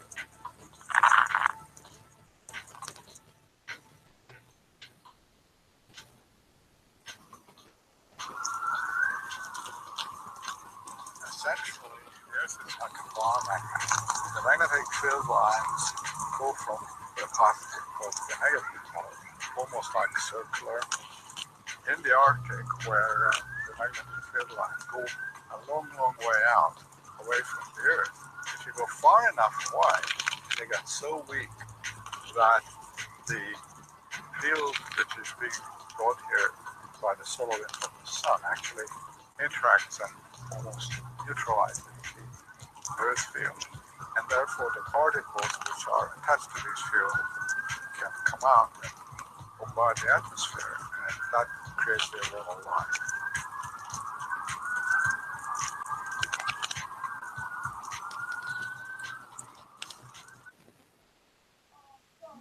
Okay, that was it. Yeah, I've sent it to you, Matthew. Could you hear anything or not? We did. It was a little bit low, but it was better than nothing. My computer's just too slow, but I've sent that to Matthew now. He can look at that as many times as he likes. I'm sure it was a bit CGI, but they're just trying to explain what magnetic fields are like. Yeah, I just put my headphones over the microphone, so I thought then you could actually hear something. Thank you, Otis. Yeah.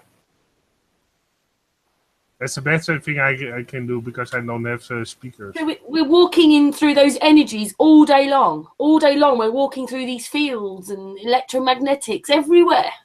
Well, you can actually hear them if you, sometimes when I meditate in the forest, you know what I do? I ground myself in the forest and I meditate. Then my senses get stronger. And sometimes when I'm walking home, or bicycling home and walking, sometimes also walk certain parts, you can hear the electric, feel the electric frequency sometimes. And I get certain parts of electric lines that actually, when I walk in my neighborhood, also I can feel them and hear them. You hear so an static sound, just like a thousand bees are humming, like zzz, and you go past it and you don't hear it anymore. You walk back and you hear zzz.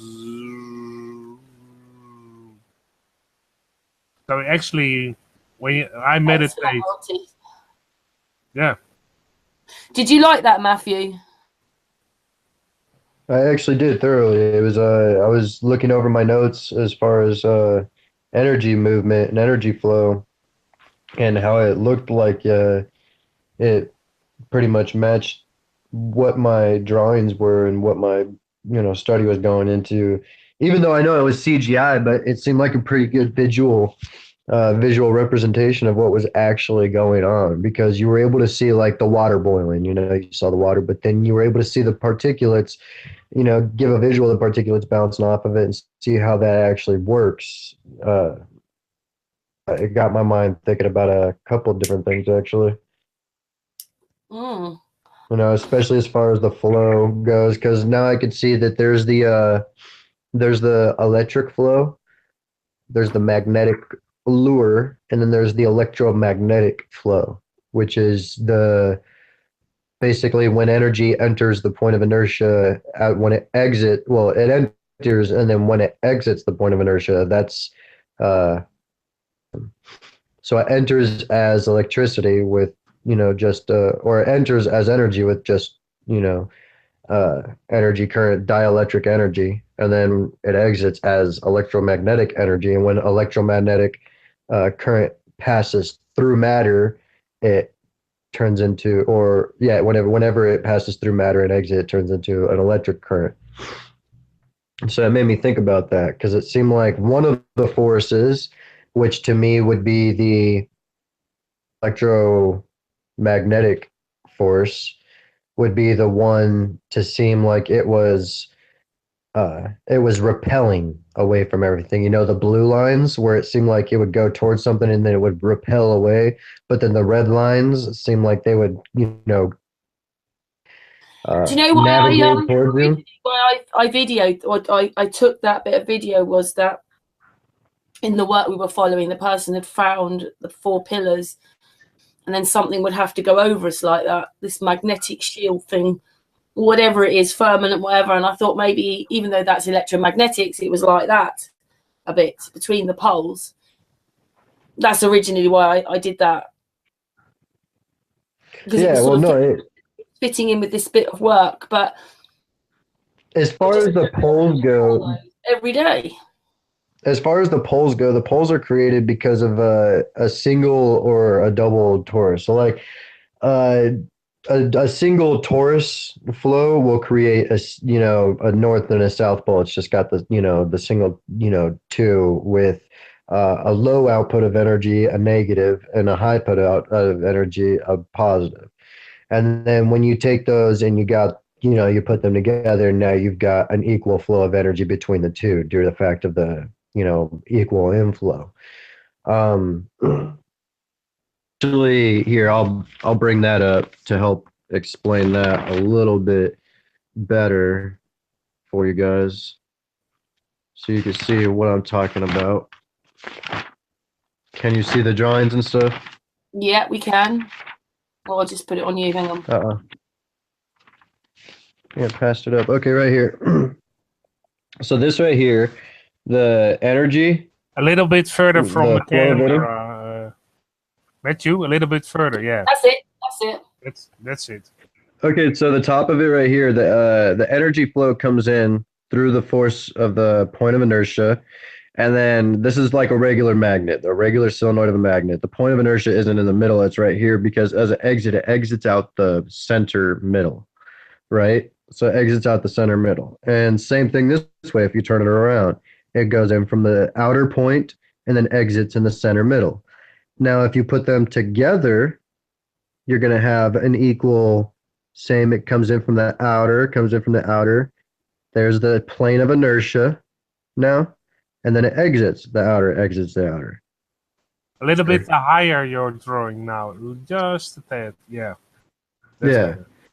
Yeah, so from right here, you've got just the bottom, and it comes out from the center, and then the top comes out from the outer to the center, and then you put them together, and now you've got, it comes from the outer in and then leaves from the outer out, because the plane of inertia is now the center. If that makes sense. That's why there's 2 toroidal flow. That's why there's the dual that comes in, because you've got the one with the high point of energy, the positive, and then the low output, the negative. And then you put the high and the negative and the high and the negative together, and now you've got a constant flow, which creates that toroidal flow now. It's a little bit higher again. Sorry to say it, but Yeah. Well, I'm just that's just pretty much all Sorry, of it. just But the pictures on the bottom, just go over the edge of it if you hold it low. That's perfect. yeah, that's better. sorry, I like it's not showing up on my phone for some reason. But yeah, so that's pretty much the reason why I think, you know, the reason why I think there's the dual and then there's the plane of the inertia right there. If that's just a better way to kind of give it a visualization for you guys, you know, what I'm talking about. Yeah, that's Yeah, always good. That video you just don't come across many like that. You know, maybe there are hundreds of them, but I haven't seen many like that. So they just interest me as an explanation. I'm not as good as you. I need something to explain it. Whereas you Okay, explain it. well, if you want me to kind of explain the energies that you saw in that video that we were talking about earlier, how is this? Is this good for you guys? Perfect. This right here is the magnetic field. As you can see, the magnetic field comes in towards the point of inertia. Why? Because the energy is all seeking inwards, right? Well, when you exit the point of inertia, now you have the electric field, the dielectric field. This is where it's starting to expand out. So right in the middle, when you got them together right here, which is what I've got over here, now you've got the point of inertia in the middle that creates the plane of equilibrium. A little bit higher, higher. Here, I think I got a better drawing. Right, artist. Well, Huh? yeah, the page was getting lower and lower, and the last thing he was pointing out, I could hardly see. So There you go. Just up a tiny All bit. right, sorry about that. That's it. All right, so can you see this? See this pretty well? Yeah. Well done. Or even this right here is even better because it shows right here where the plane of inertia is. It's sideways, but you've got the flow coming in this way, right? And it comes in, but when it comes back out, it starts coming back out the other way. Well, why is that? Because it hits the plane of inertia, and that's where the pole flips. So you've got the North Pole and the South Pole. You got the two different. So you got to have the two in order for it to be circuit. You know, for it to be a complete full circuit, you have to have the two. Otherwise, just the one doesn't make sense. Otherwise, you would never have an expelling force. Everything would just go in and never come out. It's kind of like time wouldn't exist. Everything would happen all at once. It would just go in. Boom. That's it.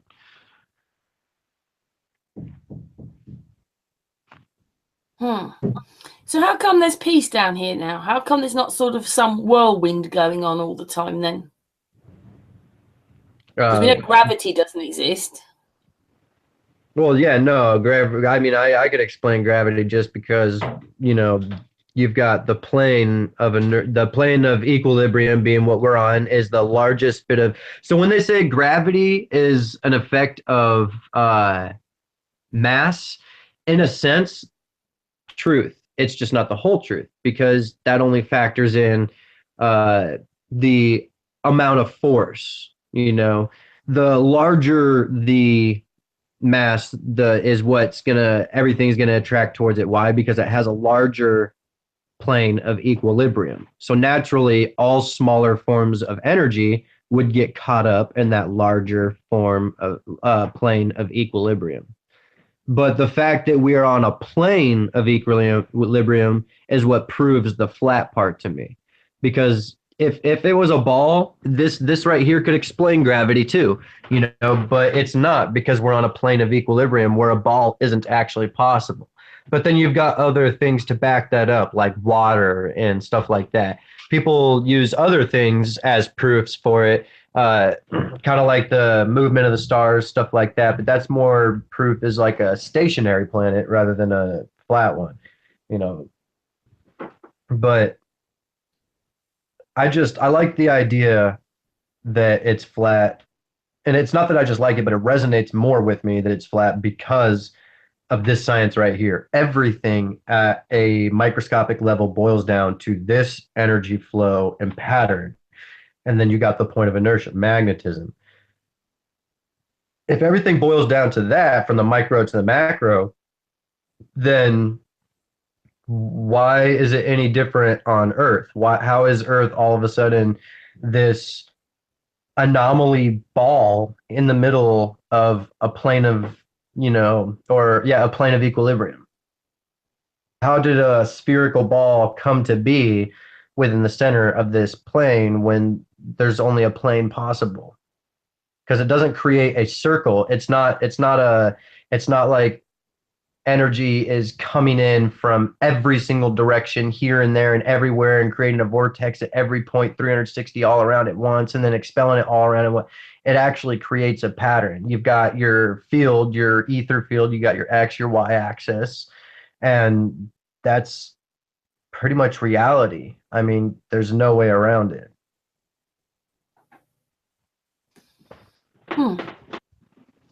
Well, you've nicely explained that for people to understand, because sometimes, you need to have a little book with you, don't you, with all your drawings in it?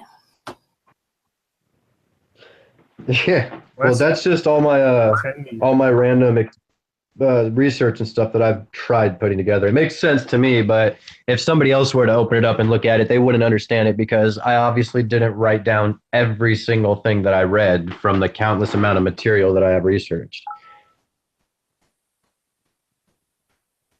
Do you want to watch a little bit of FPV's work as well? Because obviously his work is showing you your stuff in motion. FPV, do you want to play a little bit of your stuff in the background? In the foreground. In the foreground. FPV? FPV. Oh, I wrote a mail. I can show any of... They have the TV on here. Oh, yes, too much of a background sound. I can show you some of my work, and then maybe after that FPV can show his work. Yeah, he's just messaged me, so he's there. Yeah, he said I can't show you any. His TV is. Yeah. He can't show it. And not at the moment. He wrote it in a group chat. Here, the side group chat. Oh, it's too noisy, is it? Yeah, at the moment. I can show you my work, and maybe after that, if it's less noisy at his end, he can show his work after it. I love the fact that we're all on the same page here scientific-wise. Like, I think that all of us put together, if we tried, we can tackle the ancient symbolism and match it to the knowledge, that it's actually trying to talk to us about. Mm-hmm. Since we have this knowledge and this understanding, we can look at these symbols in a whole new light and aspect and use our understanding to debate it and figure out these symbols. That's what I've been trying to tell you, Matt. We've already been doing that. Yeah. Heck, maybe if we've got a few people in here that are engineers, we could try to recreate some of that technology from the past and, put YouTube videos up showing people like, hey, this is how they did this and that. Like, have you guys heard about the rock molding process of ancient technology? It's amazing. I looked into it, and it's indeed fascinating, because if you actually look at Puma Punku, you probably heard of that place in Bolivia. Oh, yeah. And Brian Forrester, you probably also know him. Brian Forrester. Might better be better with a face on that one. The name's not popping up. Well, he goes to all those ancient locations and actually takes measurement tools with him and a compass, and he slides them over those stones at Puma Punku. And you can actually see the compass needle turn and exactly 45 degrees, 90 degrees, 180 degrees on just a small sliding on the surface of those stones. Yeah. So the stones in Puma Punku, those H blocks, have specific magnetic properties, very accurate. Well, that would make sense, because when you create a polarized field, it takes all of the magnetic and electric directional, patterns and faces them all in the same direction. It creates a dielectric field. Yep. So if they used an ancient technology that harnessed frequency and energy to lift those and to place them where they needed to because they were so heavy, that's how they would have done it. I believe that how they shaped all of them to be, those, because some of them have like 12 different angles to them, and it's incredible how close together they fit. I believe that's because what they did is they grinded certain materials down, certain rocks and material down into a dust, and then they used the sun to melt it down into molds, and then when it cooled back down, place. And why you can't fit a paper or anything in between them, why they're still not cracked to this day as if they're one piece, is because they use the sun to kind of weld rocks together like we weld metal. Makes sense. And actually, you can hear I have the video of Brian Forrester. You can see that he slides his compass over those stones in Pumapunku. Here it starts, and he slides a little bit further. See? 90-degree turn. Yeah. And these are those famous H blocks. You can see it's at the end, and he slides him back towards it, 90-degree. He slides it off him almost 90-degree again. So you can see they have specific magnetic properties very on those H blocks.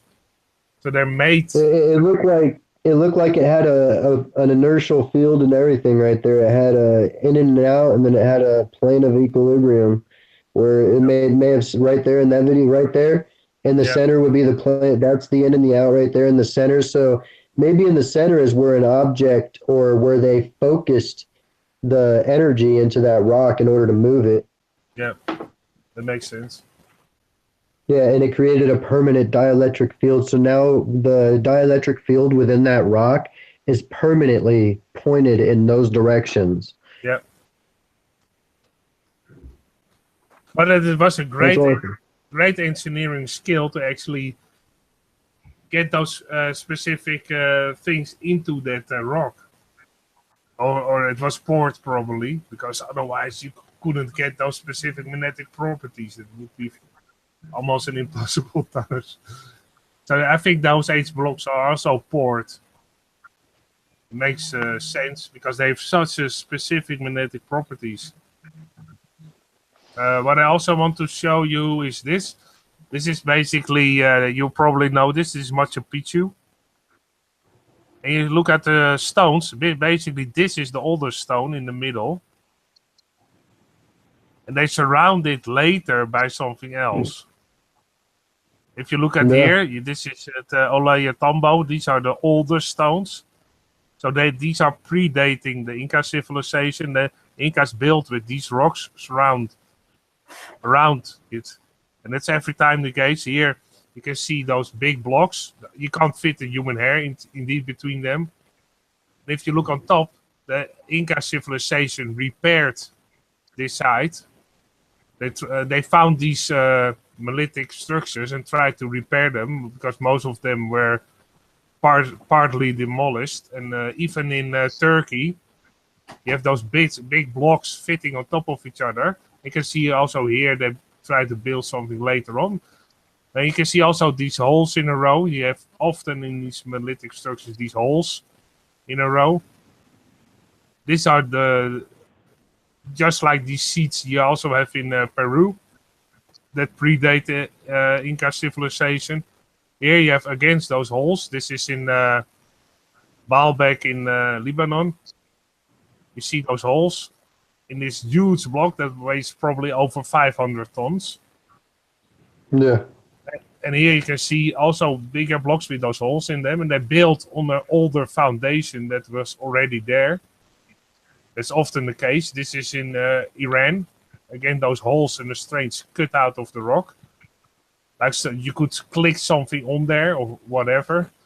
Here again, this is in Machu Picchu. You have those big blocks with those strange surfaces. You can just made up that some straight shapes on the surface, just slightly. You can hear put a line around it that you can clearly see these are 3 older rocks, and the rest they put on top of it later. Here's just the same. Older, bigger stones, and they built on top of it later.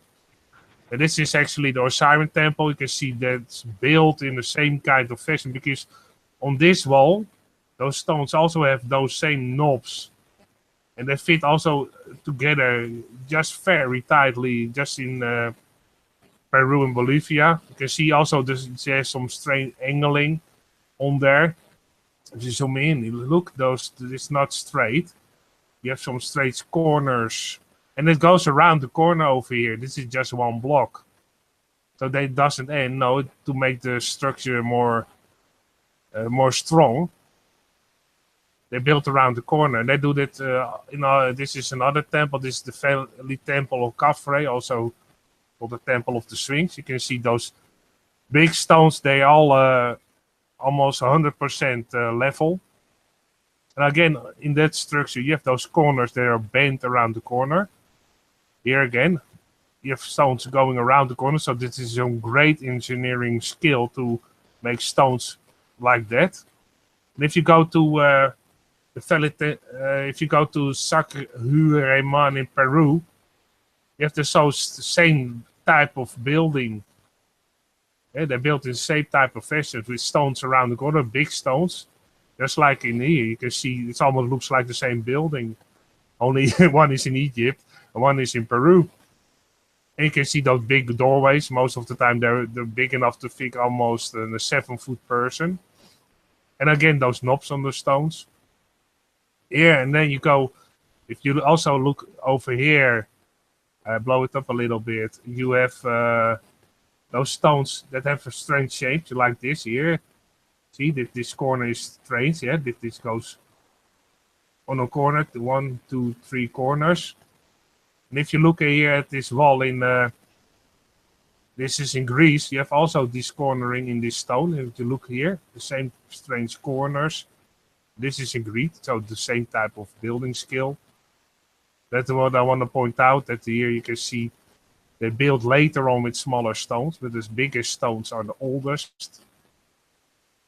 And this one here before, this is in Bolivia, in Tiwanaku in Bolivia. If you compare that to a structure in Timers in Spain, you can see this built in the same type of fashion, big stones. Later on, they built smaller stones. And the Romans built on top of it later on with even smaller stones. And this is also in Machu Picchu. You can see old ruins of a civilization and then built on top of it later on. I just want to show you that you have some pictures to look at. Also for the people who are watching.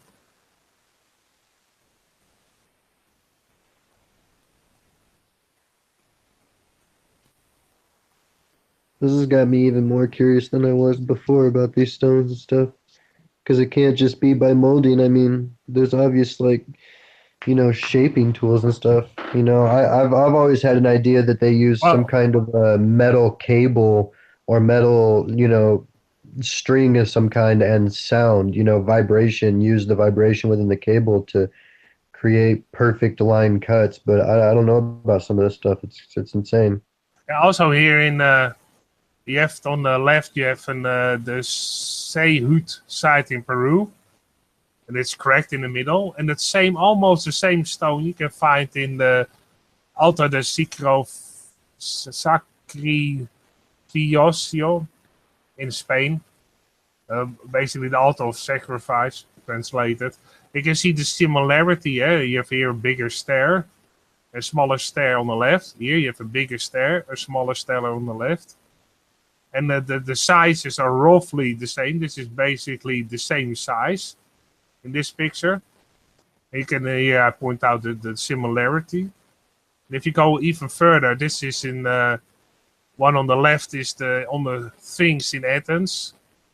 And one on the right is in Cusco, near Cusco, Peru. You can see the similarity. If you look very careful here, you have a piece sticking out. You could say this is a bench, and then you have this piece sticking out. And here, exactly on the left corner, you have the same piece sticking out. Here you can say this is maybe an armrest. Let's call it an armrest. And here you have the same armrest between. Here you have a false doorway. Here you have a false doorway.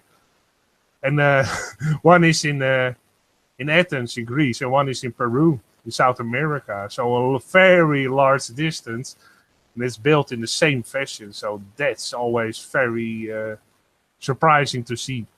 This is just upside down. That you can see that there was a big cataclysm that threw everything around. Here's another false doorway. You can see those lines are diagonal.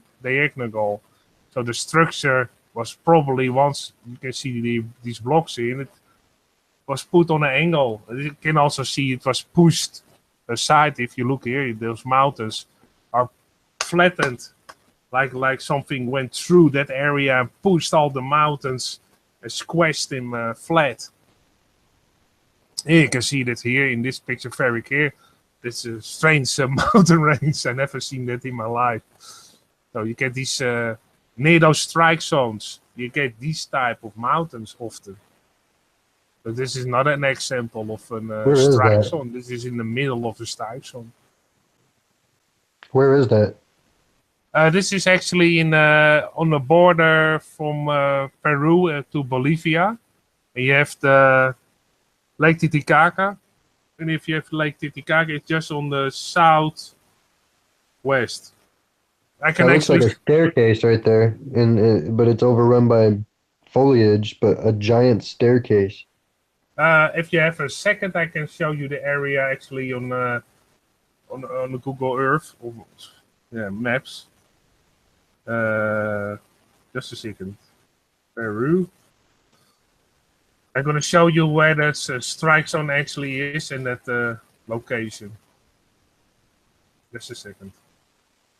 I mean, is it just me, or right there between that area, does that not look like a carved out staircase for like a humongous, giant being? Yeah. Yeah. That looks like it. Yeah. Indeed. Great catch. Yeah.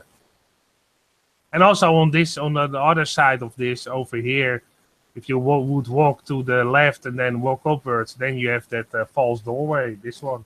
See? And that's also very big for actually a human. And it is here also these trains. You can see this block is old and they built around it. So this was already there. And again, some type of sitting device or staircase, whatever. This is also Puma Punku. I don't know what it is. Strange things that are way older. This is in the XC Kremlin in the Ukraine. You can also see stairs slightly. And if you look inside there, you see the same type of shapes as in Peru. Yeah, false doorways and things that look like bath, maybe. And let's see the similarity. This is again we're in Ollantaytambo in Peru. And they built around it. This was already there. And they built the smaller stones around it to make it maybe some type of worshiping place, or they always build around these places. Here's another one that trains knobs all around, and don't know what this is. And this is another one. This is in Turkey. You can see something is blasted away. And this survived. You can see slightly some staircases still, but the rest of the structure is gone. This is also in that same area in Turkey. You can see a big press mark. So it almost looks like one time these rocks became liquid and something pressed in it at some point. So this is interesting. Again, this is also still in Turkey, in those staircases with nothing on there. Maybe there was a statue one day. But these are just some things I found. I have lots more, but I won't be as long, not too long of an explanation. You will get the picture, I think, already.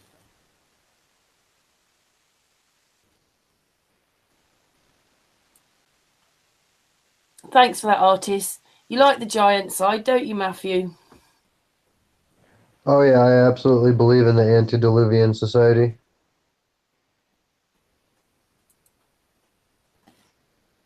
It used to be smaller though as well, didn't we? I mean, I've been to Marlborough and there's some doors there, and all this row of houses, the doors are only about 5 foot high. Well, I believe that there was different types of people. You know, I mean, you've got. It says there were giants. You know, in the back in the day, which hinted at the fact that there weren't just giants. There were also other. So there's the giants, Nephilim, antediluvian, then you had societies and whatnot. I'm just curious as to what they would be.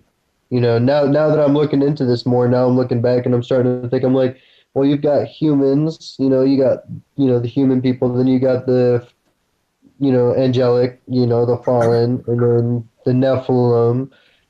Yeah. So how many more other types are we not thinking about are real? Because I mean, I know they talk about elfin people. I know that all this stuff is fairy tale, but it all comes from something, from somewhere. From the ancient times. I actually found that site I was showing with that big doorway, those squash mountains. That's over here, and I will zoom out so you can actually see where it is. It is Lake Titicaca over here. You have just the border of Peru and Bolivia. See, so it's over here. And what is interesting, actually here you have an Iron Ridge mountain, an earth strike. And if you follow that path, you can see here the mountains are pushed away. It goes down. I will try to do it slowly so people can catch up. It goes down here. Still, the strike is going. See, the mountains are pushed aside. It goes down. It goes further down. I will do it as slow as possible so everybody can, it has time to sharpen. Here you can see it's still going down. Here it ends. That's the end of the strike zone. And often near those strike zones, you have a big salt lake, just like here, one of the biggest salt lakes. It's almost 10, 20, 30, 50, 60 kilometers across. So this is 60 kilometers. So that's about 30 miles, roughly. And that's what I found on the Earth, is all those earth strikes. You can see this is the end of it. And probably they are excavating it. See? They probably are. Could be. Yeah. Now I could see why and how they find specific sites to mine and whatnot. Yep. It's always on those. I can go to India real quick, and then I can show you another big strike zone that is very interesting. India. Live research, everybody. I can find this one always very easily. Here you have one big strike over here. Takes some time. Oh, no, don't make it. You can see one big strike zone over here. And then you go a little bit to the left, you have another strike zone. It's over here. Very clear, you can see it even from a high altitude.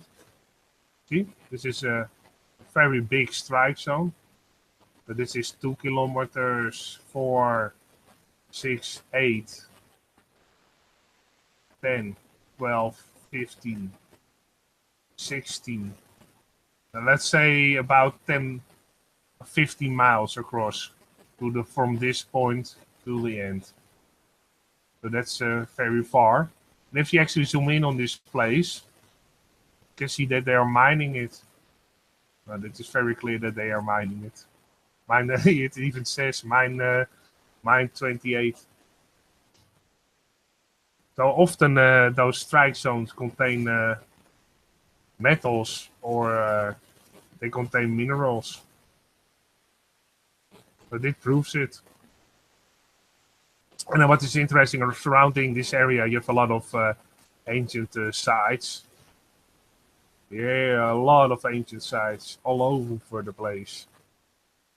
So that's also interesting that near those zones, this is basically the beginning of the strike zone. You have all kinds of temples in this area. Here, this is just one temple in that area, and there are many, many, many more.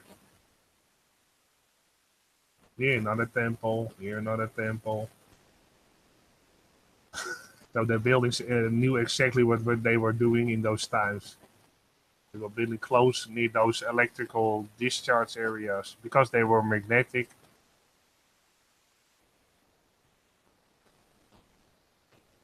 I wonder if all those electric discharge areas are all the areas where Fallen landed or something. Yeah.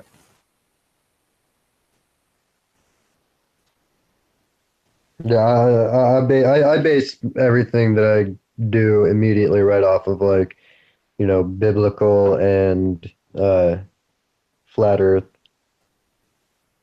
Yeah. So just hinting at why I immediately come up with these questions. Sorry, what was did you ask a question? Because my headphones were just shut down for a moment. Sorry, Matthew, can you repeat that? Artist didn't hear you. Oh, I was saying maybe each one of the strike zones is a place where one of the Fallen landed. Oh yeah, yeah, maybe could be. Yeah. We don't know if this is how we were this all happened when we were being made. I mean, Chris Monk reckoned moments. What was that? This energy, a bit like being, it'd have been a bit like, some of the stuff has been picked up and dropped down, even though some of it is all broken, but it didn't get completely destroyed. Things have been picked up and dumped as if it was in a hurricane or something. But these electrical arcings would have been so immense. Everything would have happened in seconds. Well, you can see, the electrical discharge in Peru and Bolivia, that whole line, that actually goes through a lot of ancient sites in Peru and Bolivia. And they all destroyed. They all scattered all over the place, things thrown around. And you have other sites that you can clearly see that things were thrown around, sometimes a couple of miles. So it was a strong... And they also, on those electrical discharge sites, you have those spherical balls. So sometimes you can see that spherical balls are still in the process of forming. And sometimes they are formed completely and are completely spherical, but sometimes they are still attached to the surface. Or you can see 3 balls still attached to each other. So they're in the process of going further, and they were just stopped in an instant in the process. So it looks often that the process of that electrical discharge was just a couple of seconds.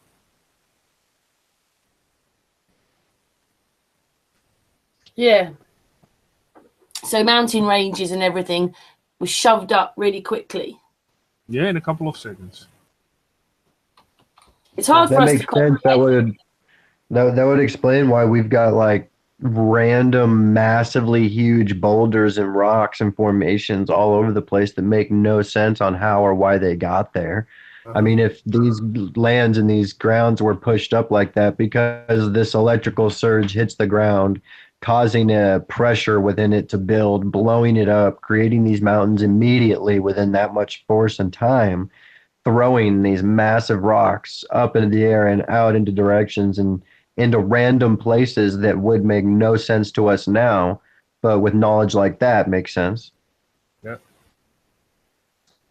Yeah, you even have in the deserts in, I believe in Turkey, you have big blocks of temples that are just fallen all over the place.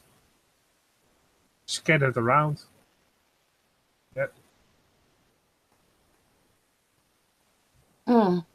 It's just hard for us to sort of imagine, but is this how we were made? Or, I mean, like, I think Chris reckoned that these electrical arcings were still happening, but they aren't so big anymore. And he noticed that in some of the older cultures, like in the sky would have been these rings, and they'd have been there for a long time, but they were just getting worse and worse and worse, and they caused these electrical arcings. And he noticed that their headwear looked like the sky with these rings on them. And then one day, ba-bang, it just happened. Well, something caused it to malfunction in some way. It was a grid that was probably stable, and something happened, and the grid basically malfunctioned and destroyed a lot of really ancient places. Now, I'm not talking about the Egyptian civilization, not the Inca civilization. Probably the civilizations you can clearly see that were built before that time. probably, I don't know, I have to give an estimate, I would say maybe 2,000 years, or probably even more, because the Egyptians also found certain sites that were already there that also look more ancient and don't have hieroglyphs on them. And in Peru and Bolivia, it's just the same. You can clearly see their civilization. They were way far before the Inca civilization was there. And the Inca civilization repaired those sites or built their own civilizations around those sites that are far older.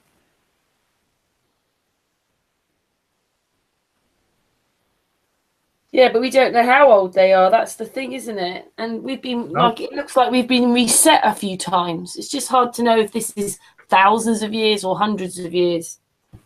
No, that's very hard to tell. I mean, like, do you remember when Martin Leakey was talking about those buildings? Mm-hmm. And they were so Roman-like, and they were saying that they were Victorian, but he didn't think. And then he's wondering whether all these old photographs, which they say are the Victorian ones, was the last people who were here. We're actually looking at their stuff, not the Victorians. Could be. You know, they claimed it as that, but we're actually looking at another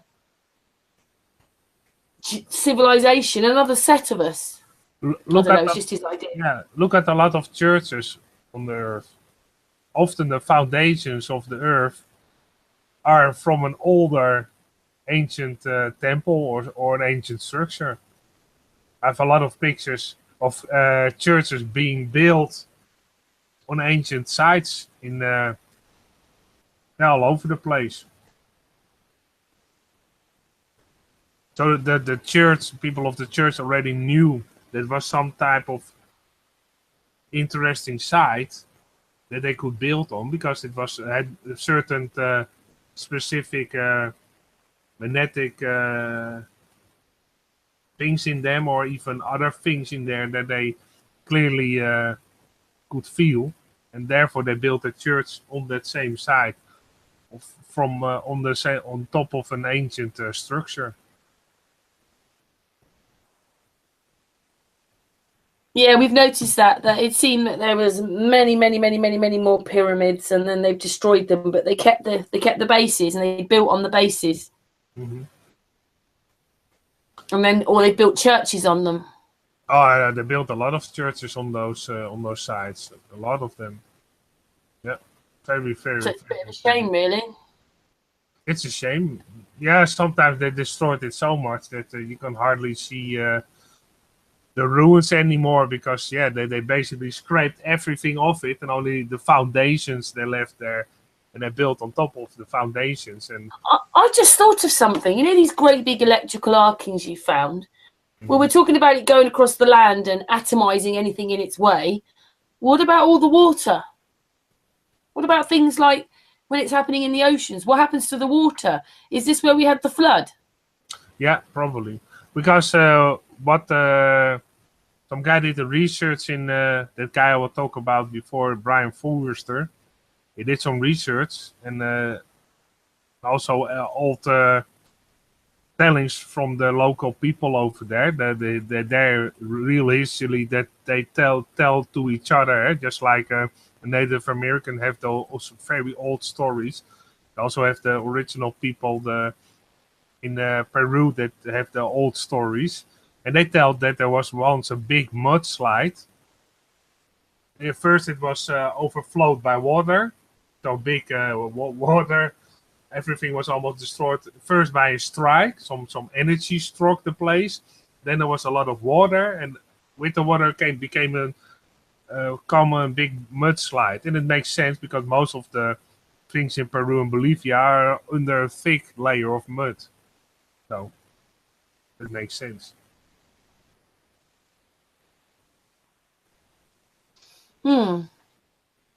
It's always hard to know, isn't it? Because there's such a lack of history. We don't even really know who the pyramid people are. Matthew's saying, like, maybe this is how we were. I don't know. it just seems really incredible that we had this whole civilization that was working like that.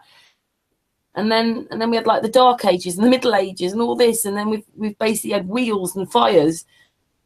Well, something Well, happened. history is not what we thought it is either, though. I mean, No. a lot of people look at history in a weird kind of timeline. I even did until I learned a few different facts, which set me off on my love for history. Kind of like Oxford University existed hundreds of years before the Aztec Empire was even founded.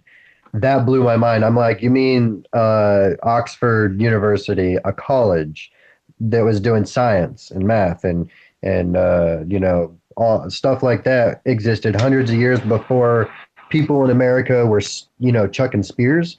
Is that what you're telling me right now? And I thought that was just blew my mind. I'm like, so depending on where you were on the plane at the time of history, the advances in technology and the type of peoples that existed and the civilizations and whatnot were at complete and different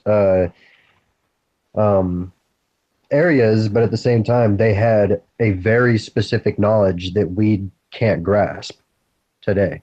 We think we're smart today because we could do some cool things, which we can, but compared to the guys back in the past, we got nothing. Oh no, because we can't duplicate those old structures. We still to this day, we can't duplicate those old sites with those gigantic stones that sometimes weigh over 500 tons. You simply can't do that, and not make them fit that tight.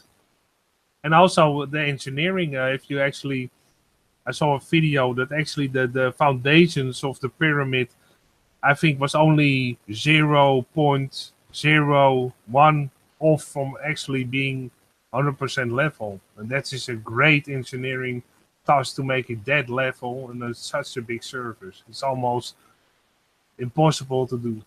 Not just the architecture, but I mean, look at the technology. I mean, we're still having a trouble, translating languages and translating pictures on walls and stuff. Whereas the people back in the past, they tried to simplify their knowledge in such a way that they turned it into pictures that they thought we would understand. They you know, that's what I'm thinking that they did. At least they were thinking, you know, maybe people in the future are gonna see this and we're gonna be long gone. So let's try to explain this in a way that they would understand. Maybe they don't know our writing. Maybe it'll be different. So let's use pictures, vision things that everybody can connect with.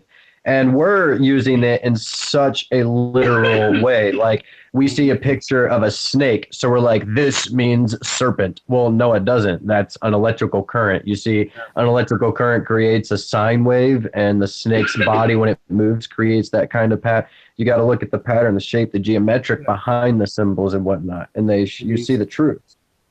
It's also with the church. When people couldn't read and write, what was the church doing? They were depicting all the things of the Bible in their windows. Often you have in the church windows a story of Christ telling, or they have frescoes on the wall with the life of Christ. So they were telling their story with pictures because the most of the people couldn't read and write. So that this done to simplify something of a story. So it's done even in the church.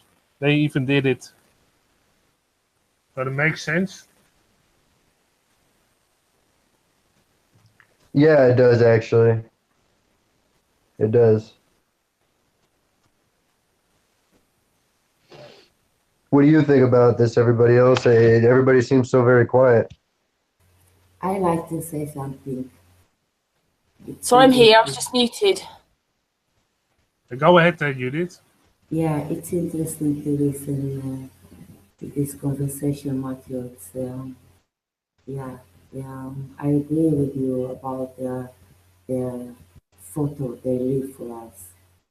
But can you speak up a little bit, Judith? We can't really hear you, darling. Oh, I'm sorry. I buy something new and it doesn't help me. Now it's good. That's better. Yep. Okay. Yeah, everything is energy. So think about this. If you put your shoes and you go naked on the ground, you get a good energy to your body. So I, I, I see the pyramid as energy, and you can make a meditation with this shape of the pyramid. You get a good energy. So yeah, it's about the energy. This is how I see it. Yeah, we've had quite a few hangouts about this as well, Matthew. You know, like we've been live on YouTube for 6 months, and nearly everything that we've ever done seems to go back to electromagnetics. And FPV's had to go there. He's got some very interesting work that I think you should see. I actually sent it to you. Yeah, but so, you know, we've heard a few people's work here, so we can listen. Because, you know, we need you youngsters coming in to change this now, to help with the future. There's a reason why the times are changing. It's because people are gaining a new understanding. There's people out there that are no longer just taking the word of the so-called scientists and whatnot that are like, just listen to us. You know, people are like, well, wait a minute. Ever since mathematics started taking over, we have made zero progression in any scientific field. We need to go back to what the people that did make actual progression, who did they study and why? Those people are making those studies and they're presenting them, you know, material today, and people like me are picking up on it and making connections, and like you guys are making connections. I just find it really sad that, you know, that in a sense that even like this time last century, we're like almost in a sense 100 years behind, because in that time we've gone to petrol and all that kind of stuff, whereas 100 years ago we had electric cars, we had free energy cars, and Tesla he'd probably died, hadn't he, by now, but you know, he had not long, you know, there was just this technology for all this stuff, and then of course we seem to be bombed out in 2 world wars and our infrastructure's, you know, knackered. And then of course, oh, it's probably, where did the car companies start? Oh, petrol ones, didn't they start, a lot of them start here? Yeah. And it's just such a shame that, you imagine if they'd kept going with these electric cars, where we would be now. We wouldn't have to worry about a lot of things, because we wouldn't have all the petrol fumes and all this going on. For a start, it'd be cheaper, more economic, the whole thing. It'd be so much better for us. But the elites wouldn't have as much power as they do, you know?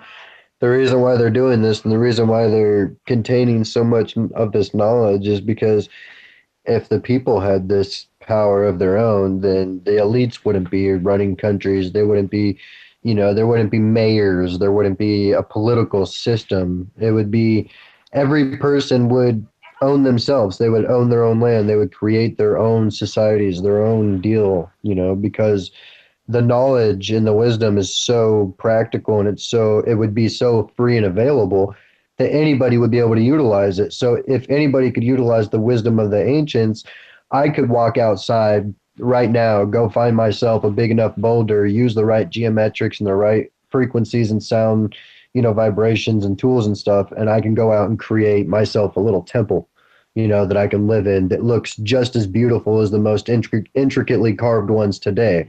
Just because I had, you know, a really good understanding of the ancient ways. And the reason why I think the elites and certain people of, you know, money, they grow up and make it and do so well is because they go to schools, privatized schools, or some of these hermetic ancient mystery schools, and they're taught the actual ancient knowledge, or at least what's known of it and what's not destroyed. They're taught everything that's known about it, and that's why these guys are able to think a certain way, completely different than the normal average public, and they're doing so much better, and they come up with these crazy innovative ideas that nobody's ever thought of. Yeah, and to us they give Nietzsche.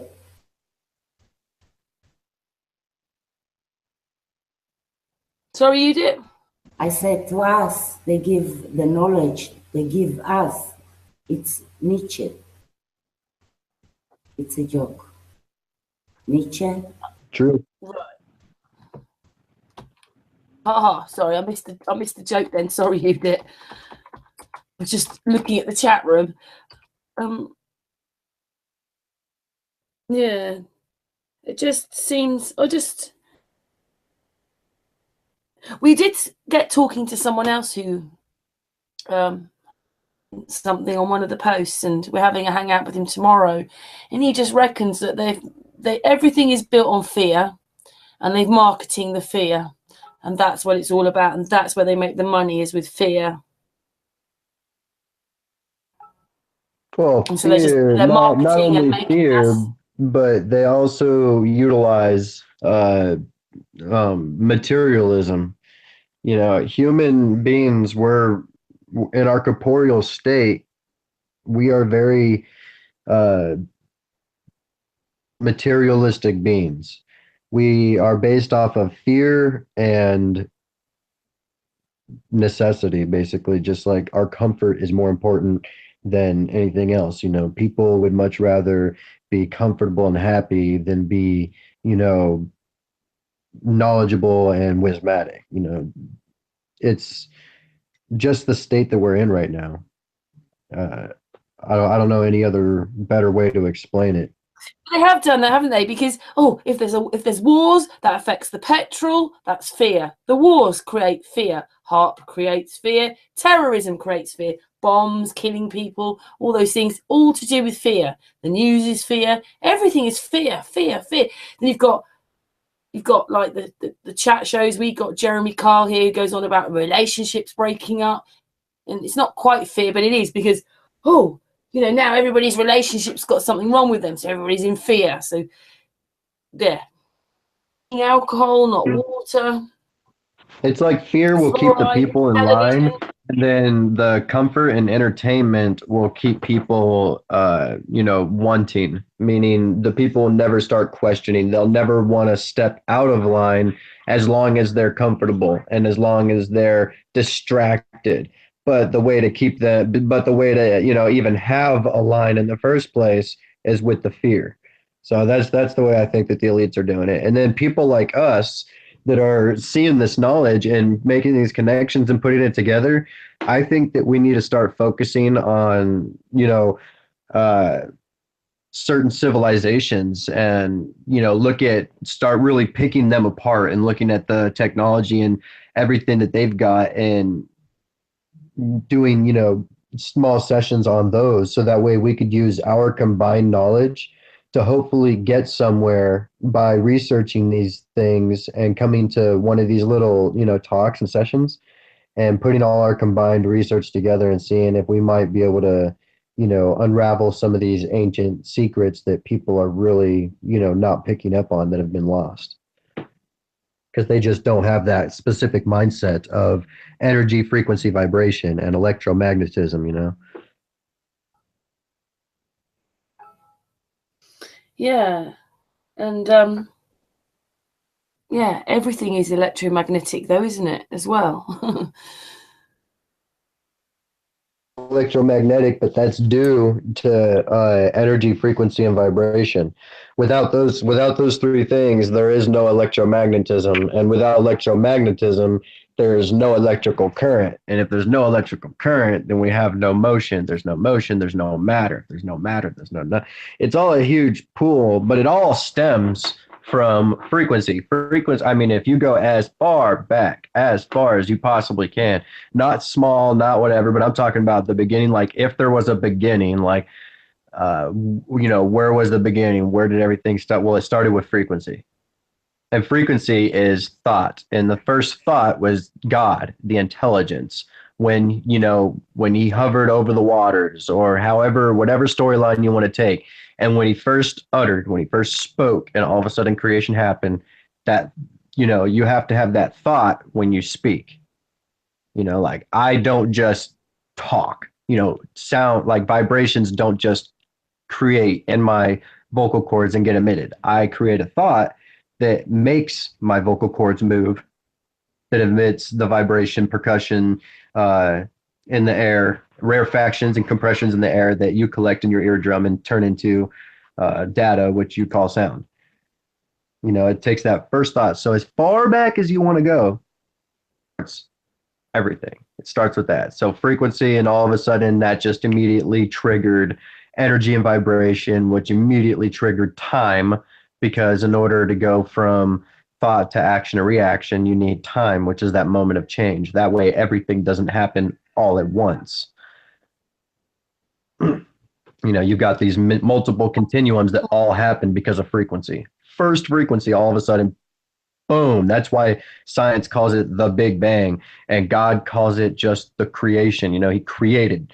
You know, Big Bang and created are two of the same words. It's just spoken differently. And if you think about it, when you do frequency and all of a sudden you have all these forces in action that create continuums like space, energy, time, frequency, vibration, energy, all those things all at once are now a continuum factor that must be in order for anything to be, all because of that one initial frequency, which was God. Because without God, without intelligence, there is no frequency.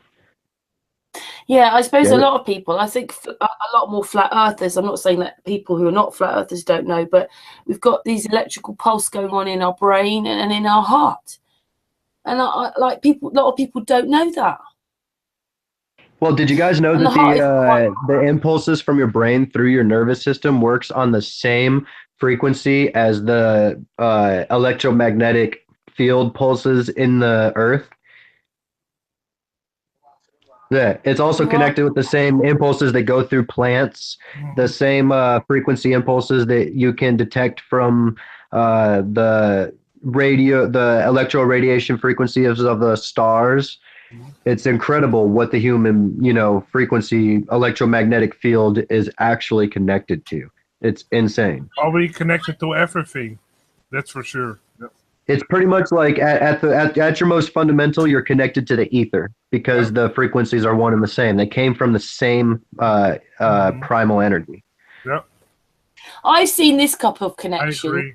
When artists were showing us those 1800 slides of when that person did the electrical things and they look like eyes. And then I've written a poem and it goes, your eyes are the window into your soul. Okay, whatever you want to call it, your soul there. And but in a sense, that's when you die, they stop, don't they, moving your eyes. Your eyes have so got to be connected to your soul. It's not just guys, I did this study on eyes. Here, check this out. I've got to show you this one, you guys. I did a great study on the human eye, actually, and the human body. And this is what I came up. Do you guys see me or the paper? Yeah, I see you at the moment. All right, I'm going to turn it around. Yep. Now you see the paper? Yep. Yeah. All right, so I did this study on eye. Is this too far or is this just good, guys? That's good. Fine. All right, so I did the study, right? And as far as light goes, it bends a few different times in, you know, the textual pattern that I was telling you about, double helix. It hits the first area right here, the cornea, where it bends into the iris. And then when it hits the lens, it bends again, so continuously, before it goes back into the retina, where it's then the image is then formed and turned into data, where it runs along the optic nerve into the occipital lobe of the brain. Well, right here inside the iris, in my opinion, is where all the magic happens. It's the most incredibly amazing, I think, personally, in my research, it's the most incredibly amazing organic thing to ever exist, period, because of the way that it changes. Like, how do I explain it? Do you guys, I don't want to, like some kind of morphic material, basically an organic morphic material. It's called stroma, and it's these tiny little tubes that basically, it's like this fibrous material. It's really hard to explain. I'll read it off here in just a second, but basically when a light force electroradiation hits a certain geometric pattern, it creates a light form that when we get that pattern, that energy pattern back into our brain, we get the vibrational frequency of it, and it hits the retina, where that frequency gets turned into the image that we see as light and the pictures that we see, and that's where it travels. And yeah, well, right here, our iris is actually just picking up the frequencies that are being emitted from. Put the page a little bit higher now. You just slide. Sorry. Yeah. Okay. Yeah, better. Yeah, so the light is just coming in. The radiation, the frequency that's bouncing off is coming in, hitting our iris, and our iris within, nanoseconds, uncountable speed of time, is changing, interweaving, growing, and disintegrating in order to create all these multiple patterns that'll match the frequency hitting it, so that way we can exactly what's being balanced. It's kind of like sonar, pretty much.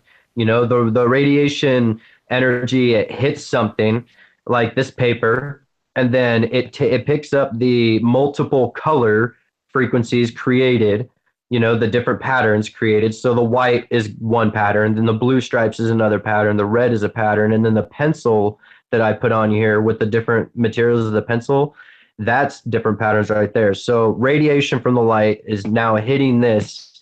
It's coming back, and that frequency is hitting my iris. And my iris at that incredible speed is changing all of those frequencies all at once. So that way I could turn this, which is just energy and frequency, into a picture and into a solid something. It's incredible what your iris does. I think it's the absolute most ingenious, indescribable thing ever. Like it's like a high-speed fiber optic. Huh? Someone in the chat room called Skywatcher, he's put it's like a high-speed fiber optic. I can see that. I just think that still almost doesn't even give it justice, just because of how amazing it is. Like, to me, light does not travel. Light itself doesn't travel, because light is just a reflection. It's just it's when energy is transferred into another energy, those energies mix, creating a electroradiation. It's like a discharge. And that discharge, the frequency of the discharge is what hits our eye, and then our iris, like I've been explaining, goes back and turns that in from the retina into an image. So light itself doesn't travel, but if you were to think about the speed of light, how it's been explained to us our whole lives, that's the only decent way that I could explain how fast the retina, or I'm sorry, the iris moves and changes its form in order to match multiple frequencies all at once. I mean, imagine watching a movie. I've just wiped, like, just by my face, but my whole body, my brain went, and I communicated with myself that I was going to wipe my face in a millisecond before I did it. Well, yeah. I mean, I think that your action all the time, but you're not thinking, because you're just moving, aren't you? Just move your hand, but I'm telling myself to move my hand almost at the same time I'm doing it. It's quite incredible. You subconsciously already know that you're going to make that action before your conscious thought arrives to make the action, and then your action happens. I say that only because everybody, to an extent, experiences what we call precognition. I mean, if you guys think about it, each one of you, I guarantee, at some point in your life, multiple times at that, have had a dream where your dream proceeds as normal, but at the end of the dream, something happens that mixes it in to your waking up in real life. like say you're with your friend in your dream and you're traveling through the mountains, and all of a sudden in real life daylight's coming up and the clock is ticking down and your alarm's going to go off soon, or your mom is going to be calling you down for breakfast. You don't know this, but the universe knows about it because, whatever reason, I'm not there yet. That's the metaphysical. But you're in your dream, all of a sudden now you need to get on a train for some reason. Something happens in your dream where you need to travel. And instead of taking a car or a plane, you get on a train. And while you're riding that train, next thing you know, the horn goes off and you wake up and your alarm's waking you up and you're like, what the heck? But it's Can because... I just say that? Huh? Before I joined Flat Earth, I would have said that I went to Spirit Group, where you go into kind of meditation, you open up your chakras and you go into and I would have said that sorry, what were you just saying? Oh, it's just gone out of my brain then because I had to think. I thought, see, isn't that awful? I thought, what were you just saying, Matthew? Well, I was talking about the precognition that you have. It like matches from real life to your dreams. You have a dream, a regular dream that proceeds normally, and then something in real life that's going to wake you up, and all of a sudden changes your dream to match that real life action. I mean, I've sort of changed my mind a bit about what I think, because even in spirit world, it doesn't seem that anybody comes back. They always say your granddad, your mum, your sister, your friend, your love, whoever it is, they're always on the other side. They can talk to them, but they're never here. They never come back. They're not the next door. Well, I say you need to be really careful with that. You got to be really, really careful with stuff like that. I was into the spiritual and tried astral projection, all that stuff. And what you start to realize when you get into well, you know what? I can't really tell you to be careful with that because that depends on if you're more faithful or not. Because in the more faithful aspect of it, it could be, fallen angels disguising themselves as something good or something that, like they know that you get spirit guides. Supposedly you have one that comes with you when you're born, and if you don't ever believe in it, that one will stay with you for the rest of your life. But the more you open yourself up and realize, you could turn around and there's an army of spirit guides. Now, sometimes what would happen to me was it would be a bit like, but unless it's this stuff in the ether, like you're saying, there'd be this bit about travel. And then as I got, this is why I was thinking about travel, because I shouldn't have come this way. I should have gone the other way.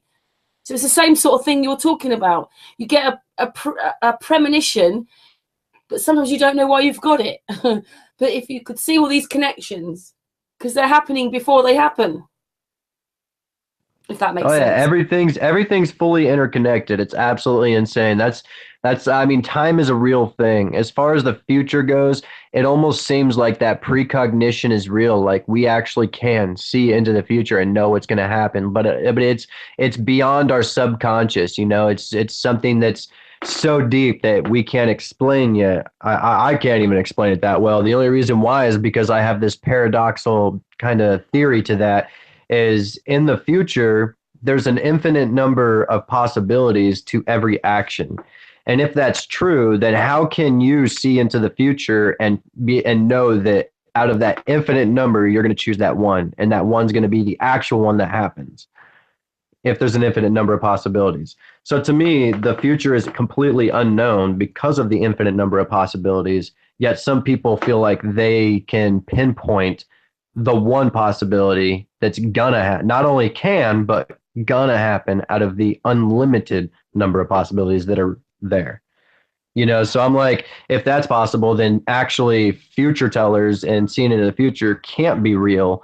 But then there's that whole fact that we actually do experience it when we dream, and our dreams move in such a way to where they coalesce and mix with real life. Yeah. I mean, I've stopped doing it now because I didn't see very nice things, but I used to see things before they happened, but they'd never be the whole story. I'd just get a clip. Yeah, I did the whole astral projection thing too, for an extent, until I started realizing that every time you did that, you leave your vessel, the vessel that was given to you, that's your only vessel that you're going to lose after you die. And you don't get another one unless, you resurrect for whatever reason. But, you got that. You leave it empty. And when you leave it empty, that's pretty much just like throwing a welcome sign on your body. I just get a glimpse through someone else's eyes.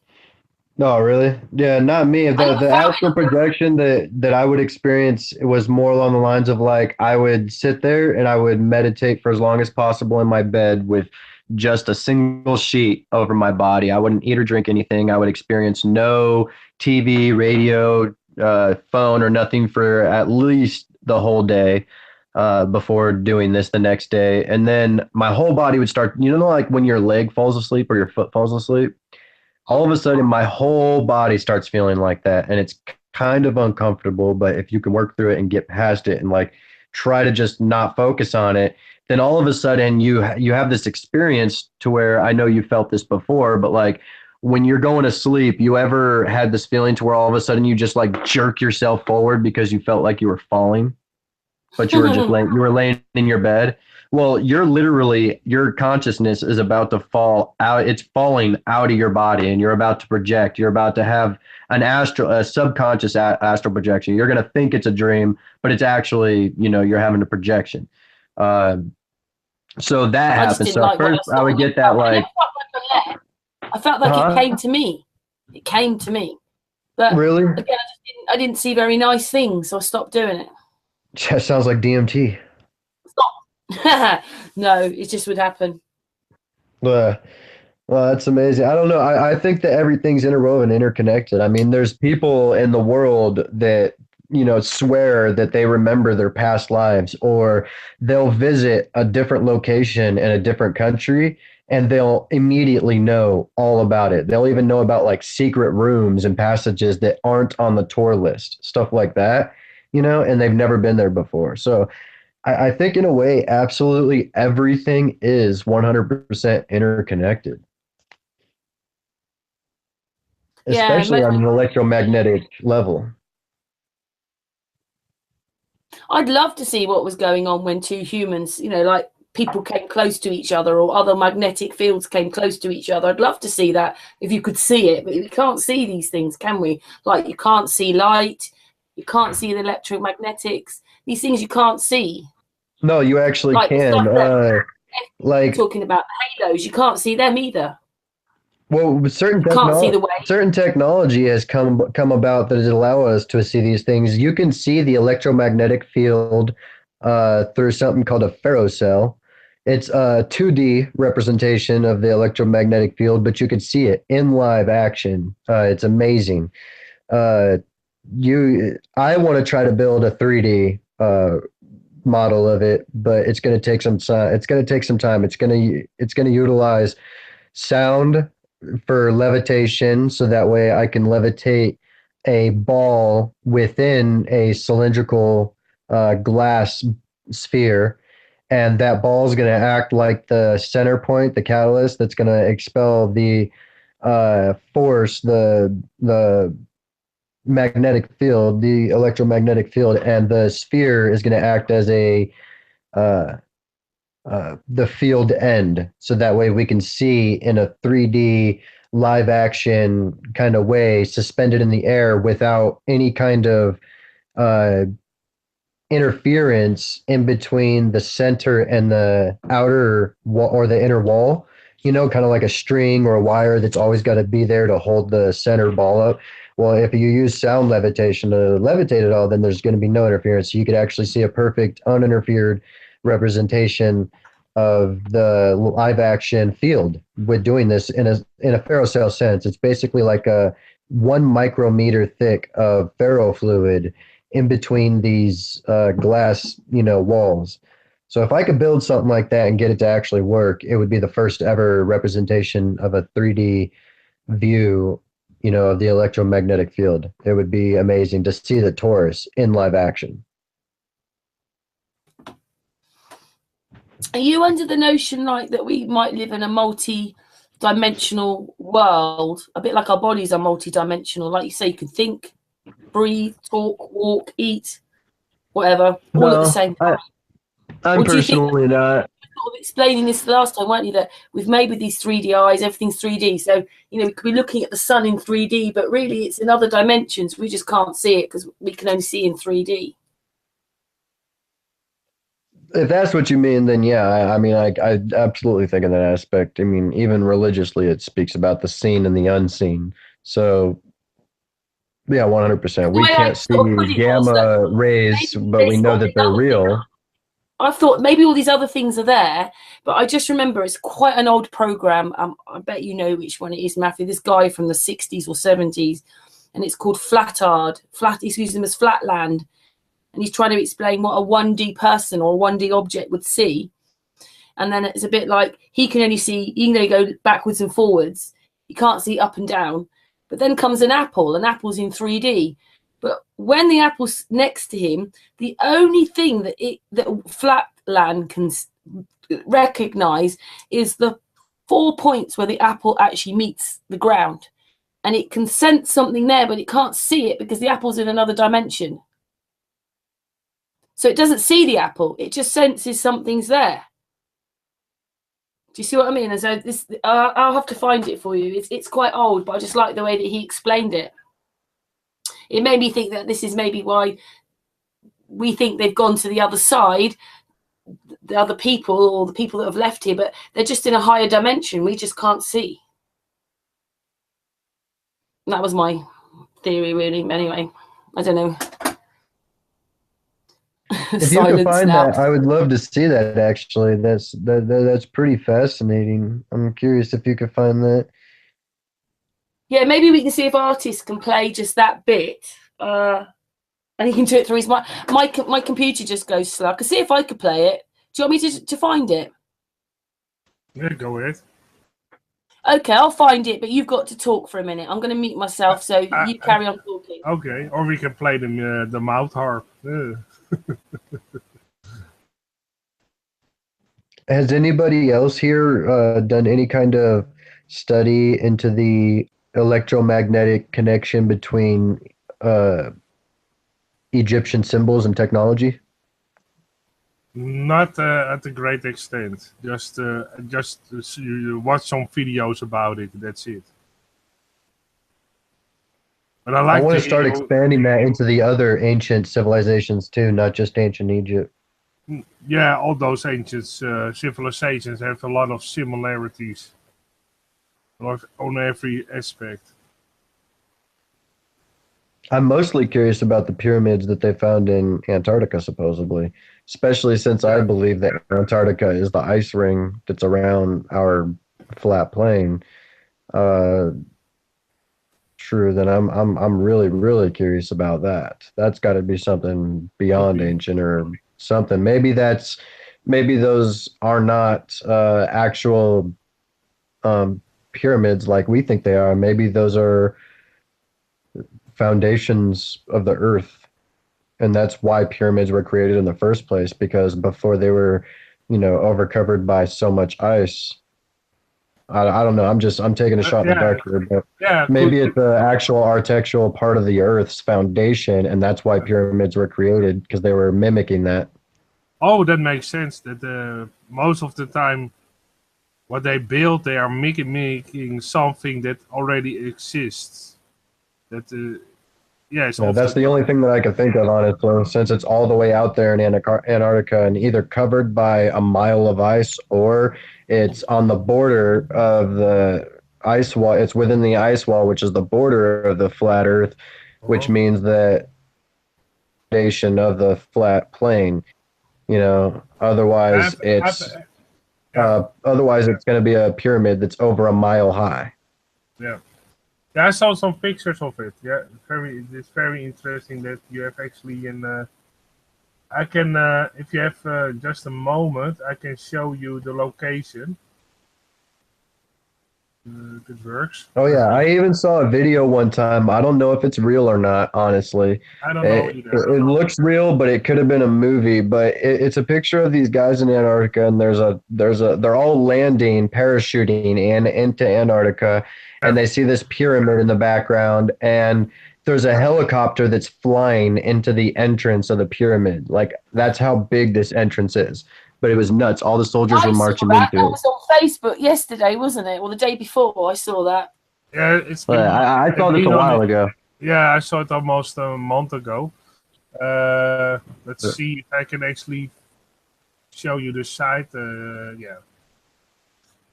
From Google Earth, it looks like this. So, can you see this?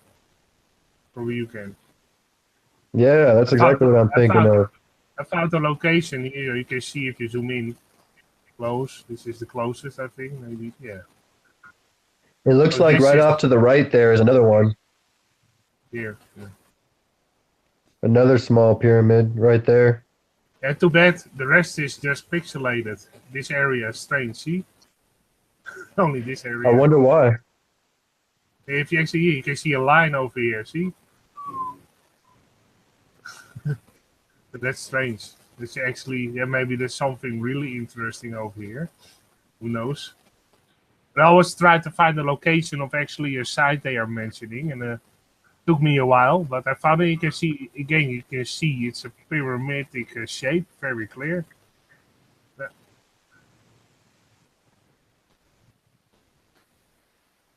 And also, if you click on it, maybe you can see it on my screen. If I click on it, it's also said Pyramidia Antarctica. See? Here. You see that on the bottom of my screen, or can't you see that? I can't read it, but I can see it. Yeah, it's Pyramida Antarctica. Oh, Pyramida Antarctica? Yeah. That's what it states if you click on it. That's not what I wrote. It's actually when you click on certain things on Google Map, they give you a location and what it is. But that's interesting that they already named it.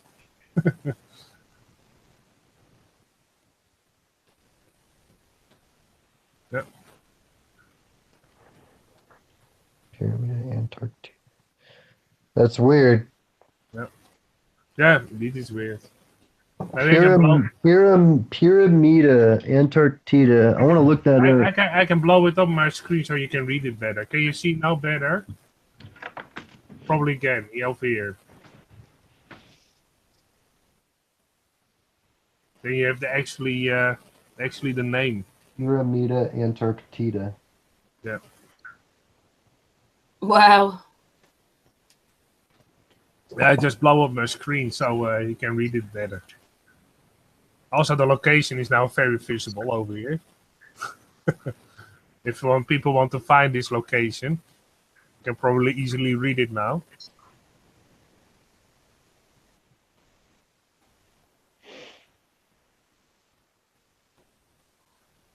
I wonder what language that is. I don't know. It looks like Polish or German. Oh, I'm from Germany, so it could be that that's why they write it in that fashion. Or maybe not German, Russian, maybe, or Polish, but Yeah. there's other words down here like Zespol, Polar, Oh yeah, he's looking at it in Germany, Matthew. So it might be Prakujaci na Antarktici Precicia. Maybe that's Russian. That could be. Precichikawo. That sounds like Russian. Yeah. Oh, that's very Arctic Rito. 3. Yeah, Pyramidi. Yeah, look, I'm gonna say Rush. So that's crazy. Apparently, so I wonder if that's marked as that name is because Russia has domain over that specific pyramid. That could be. If I type it on Google, all those pictures of that pyramidic shape pops up. So that makes sense. Yeah. Yeah. They call That's it like assuming that's there as well, because we know they've lied about Antarctica, haven't they? Do you want me to try and see if this video will play then? Okay. Okay, I'll present then. Everybody can see that, can they? Yeah? Yeah. So here we go. Well, I Just don't hope want it to speak plays. for everybody. I can see it. Large scale Hey, I just looked it up. It's actually Polish. Oh. I was right the first time. Oh, it's up, isn't it? Say that space is curved. It's not going to do it, is it? Sometimes it gets better in a minute. Just give it a couple of seconds. Sometimes if you pause it for a couple of seconds, it helps. Okay. Damn annoying. And you can wait actually till the line goes further. So it loads further, and then you play it goes further. Yeah. Universes. Oh, it's so annoying. Just see if it picks up, because sometimes it just gets going.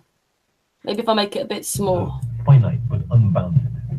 Whatever are they talking about? No! Let me just make it a bit smaller. I'm sorry, I have to make it a bit smaller, and it might just play it. Not cope. Let's just take a few things off. Yeah, we don't need that. All that. Might just, because I just don't have enough, can't play it.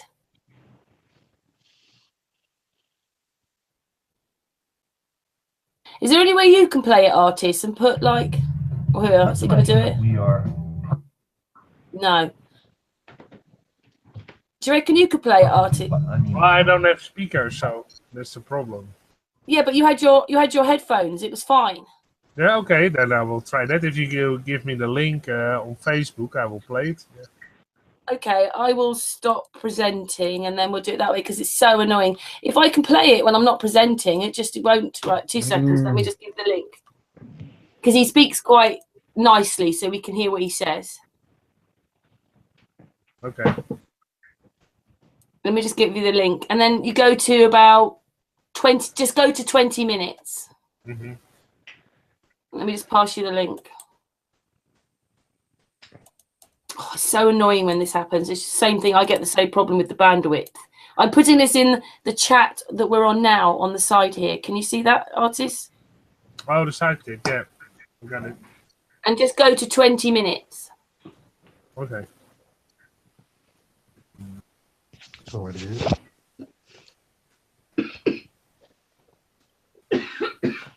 It's only a few minutes long. Yeah. Got it. All right, let's try it. Okay.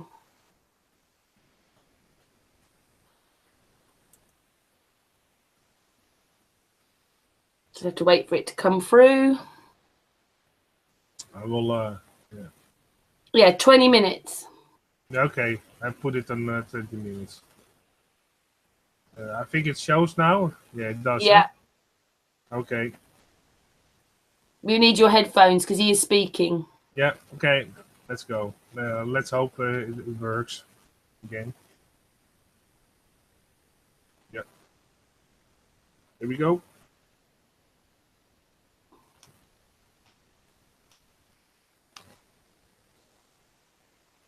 In discussing the large-scale structure of the cosmos, astronomers sometimes say that space is curved, or that the universe is finite but unbounded.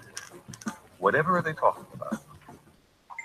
Let's imagine that we are perfectly flat. I mean, absolutely flat, and that we live, appropriately enough, in a flatland, a land designed and named by Edwin Abbott, a Shakespearean scholar who lived in Victorian England.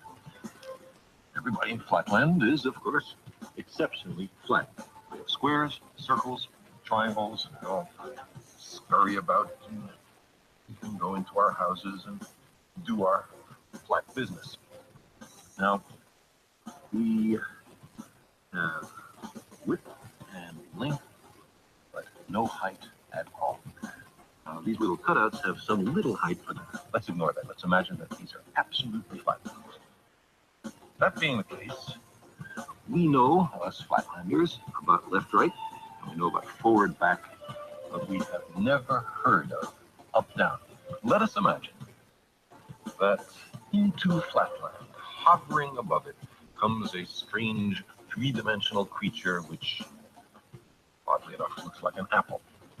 And the three-dimensional creature sees an attractive, congenial-looking square, watches it enter its house, and decides in a gesture of interdimensional amity to say hello.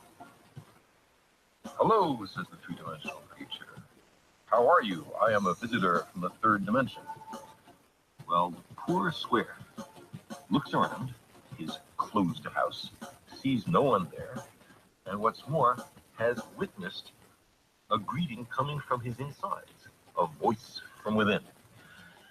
He surely is getting a little worried about his sanity. The three-dimensional creature is unhappy about being considered a psychological aberration, and so he descends to actually enter Flatland. Now, a three-dimensional creature exists in Flatland only partially, only a plane, a cross-section through him can be seen. So, when the three-dimensional creature first reaches Flatland, it's only the points of contact which can be seen. We'll represent that by stamping the apple in this ink pen, placing that image in Flatland. And as the apple were to descend through, slither by Flatland, we would progressively see higher and higher slices, which we can represent by the apple. So the square, as time goes on, sees a set of objects mysteriously appear from nowhere and inside a closed room and change their shape dramatically. His only conclusion could be that he's gone bonkers. Well, the apple might be a little annoyed at this conclusion, and so, not such a friendly gesture from dimension to dimension, makes a contact with the square from below, and sends our flat creature fluttering and spinning above Flatland. At first, the square has no idea of what's happening. It's terribly confused, it's utterly outside his experience. After a while, he comes to realize that he is seeing inside closed rooms in Flatland. He is looking inside his fellow flat creatures. He is seeing Flatland from a perspective no one has ever seen it before, to his knowledge. Getting into another dimension provides as an incidental benefit a kind of X-ray vision. Now our flat creature slowly descends to the surface, and his friends rush up to see him. From their point of view, he has mysteriously appeared from nowhere. He hasn't walked from somewhere else. He's come from some other place. They say, for heaven's sake, what's happened to you? And the poor square has to say, well, I was in some other mystic dimension called up.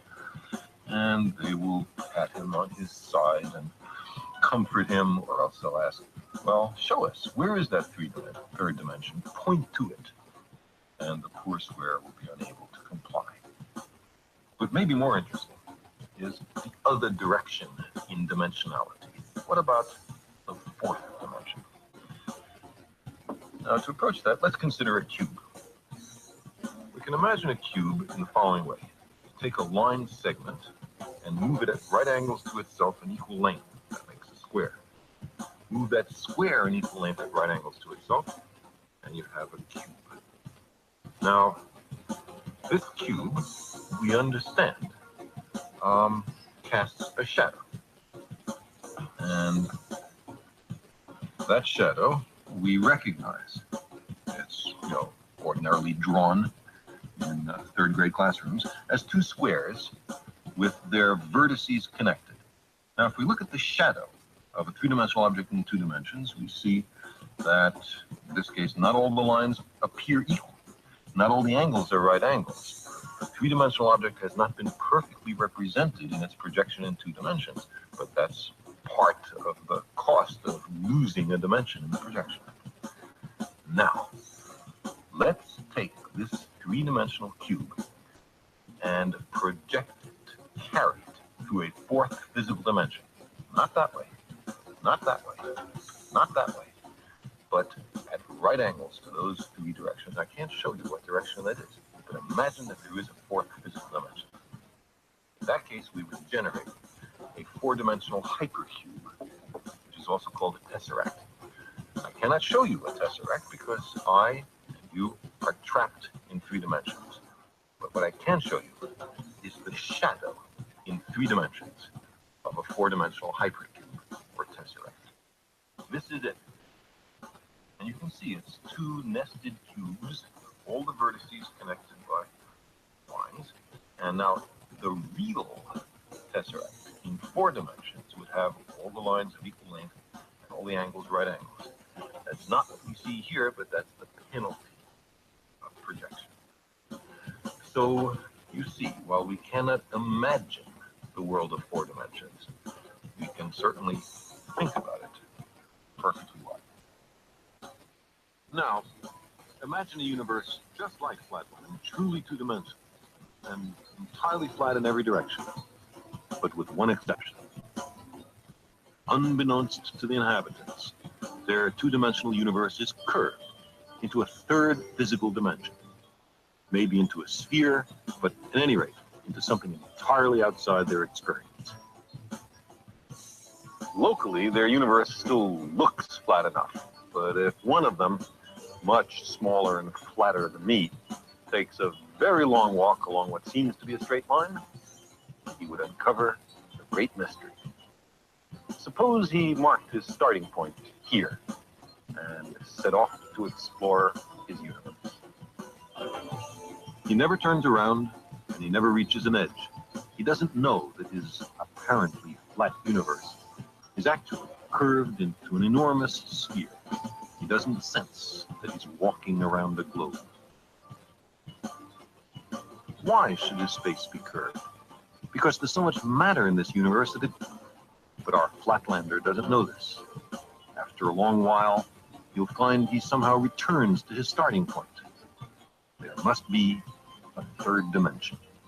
Our Flatlander couldn't imagine a 3rd dimension, but he could sure deduce it. Now, increase all the dimensions in this story by 1, and you have something like the situation which many cosmologists think may actually apply to us. We are 3-dimensional creatures trapped in 3 dimensions. We imagine our universe to be flat in 3 dimensions, but maybe it's curved into a 4th. We can talk about a 4th physical dimension, but we can't experience it. No one can point to the 4th dimension. I mean, there's left, right, and there's forward, back, there's up, down, and there's some other directions simultaneously at right angles to those familiar 3 dimensions.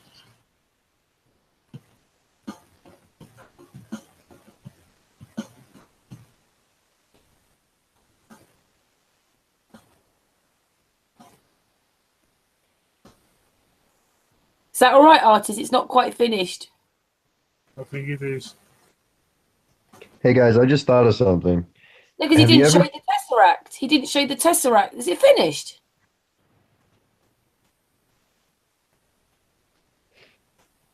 It's got another few minutes to go yet. Why is it stuck there? It says 3 minutes. But... Yeah, because he's got to finish because he's going to show you the Tesseract. Maybe you could move it up a tiny bit. I didn't notice it got stuck. No, it's stuck. The timer is moving, but the screen is stuck. Oh, well, he shows you a Tesseract. And he's saying again, you can't show it properly because that's the bit about being a 3D person and not being able to see the 4th dimension. But he shows you a Tesseract. I don't know why it's done that. I've seen it loads of times. It's played okay. I don't know. That's weird. But anyway, you can find him on YouTube. But anyway, what did you think, Matthew? I actually liked it a lot, and it got me thinking. I don't know why, but it made me remember a. Have you guys seen this?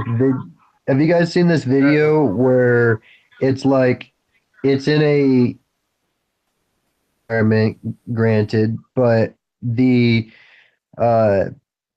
there's like a sewing needle and an electromagnetic current pumped into the sewing needle creates a force around it, and then they put like droplets of water that like circled around the sewing needle and went to the tip of it and then came back around until it went to the end and then came back towards the tip. Have you guys seen that video? No. No. It's pretty awesome. It's like a little scientific video, and it's these little water droplets that like circle around in the air, levitate around this needle because of the electromagnetic field around it.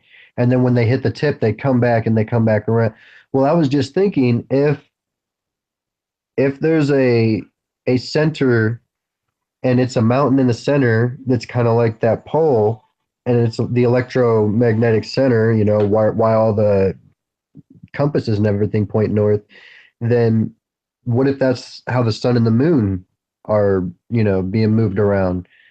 Just like that, how the, you know, the center is electromagnetically charged, and you got the sun and the moon that are, you know, charged as well, and they're following around with that.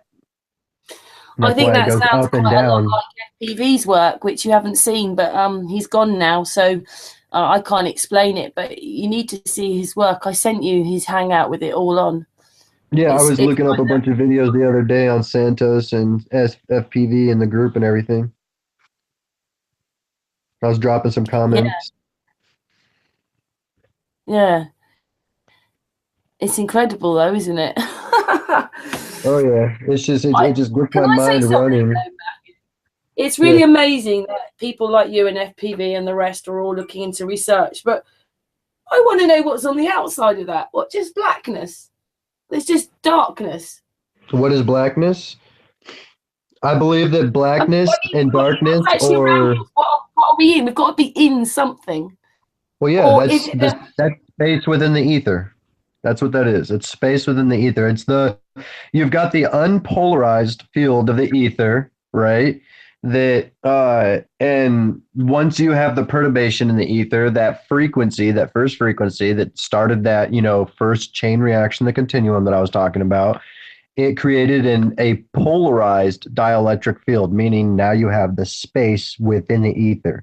And now that the dielectric field is polarized, meaning now that it has direction, all of a sudden you've got when God creates, and he creates that point of inertia, that point of gravity that, you know, it doesn't suck anything into it. That's like a common misconception with the magnetism, is it doesn't actually pull. It doesn't have a force to it. It's the absence of force. It's the absence of anything. It's the stillness. So that's why energy seeks it, because energy is constantly in motion and it wants to seek its equilibrium, wants to seek a rest, you know, a resting point. So it seeks that point. That's where God speaks, and he's like, you know, create light. You know, boom, all of a sudden when he creates and he speaks, now you've got that, you know, a new perturbation within the polarized dielectric space, which is now the space within the ether. And that's where you get creation and whatnot, because that dielectric now has motion. That's the energy of the ether. And now it has a direction. It's not just pure entropy, you know. And I don't know, that's as deep as I can get with it. It doesn't get any deeper. Well, that's pretty deep. Is there something, I mean, I could explain it in a different way if you need to understand a certain part of it, if you have questions. As far as my personal theory goes, this is the way that I look at it and that I see it. This is how I'm able to explain everything, is by breaking it down to this absolute fundamental of a level. I feel like I'm able to explain things in an aspect and way that others are able to explain, but just not as fundamentally as I can. And I'm not in any way claiming to have some grand, incredible knowledge over everybody else. This is just my personal theory, and it's constantly changing, you know. Like when I reposted about the sun and the moon, I had one theory. Now I have two theories about the sun and the moon. So I went up and I updated it. You know, my ideas are changing. I used to think that I had this. If you guys go back on my Facebook and actually on my Instagram, you'll scroll back far enough, you'll see my equation, my creation equation. And it's this massive, huge mathematical physics equation that I put together myself about creation that included frequency and mass and the Higgs boson and energy and vibration and energy, all the whole thing, you know. And then eventually I just kept moving on. And then I figured out, oh, well, those things are continuums. So that's like a one deal kind of thing. You know, they're not separate in one. They're one, but they're separate. But they're one because they have to be three continuously in order for each one to be. It's really hard to explain. And that's where all of a sudden the God, three, the three trio God thing came to mind. But then I started thinking, well, there's that one extra that all Trinitarian belief systems seem to forget about when it comes to God. You've got the Father, the Son, and the Holy Spirit, but then you've got the Word. In the beginning was the Word, and the Word was with God. Well, the Word is what? The Word is vibration. And in the beginning, time, the Word was with God, meaning vibration was always there. He always had the course of creation. In the beginning, he created. In the beginning was the Word. The Word is what? Creation. So that's pretty much my take on, like I said earlier, my grand unified theory, pulling everything into one. Once you see all three of my theories, as far as metaphysics, faith, and science, then you can pretty much make your own connection. It's really hard for me to make the connection because I start bouncing off all over the place, unless you know exactly what I'm talking about.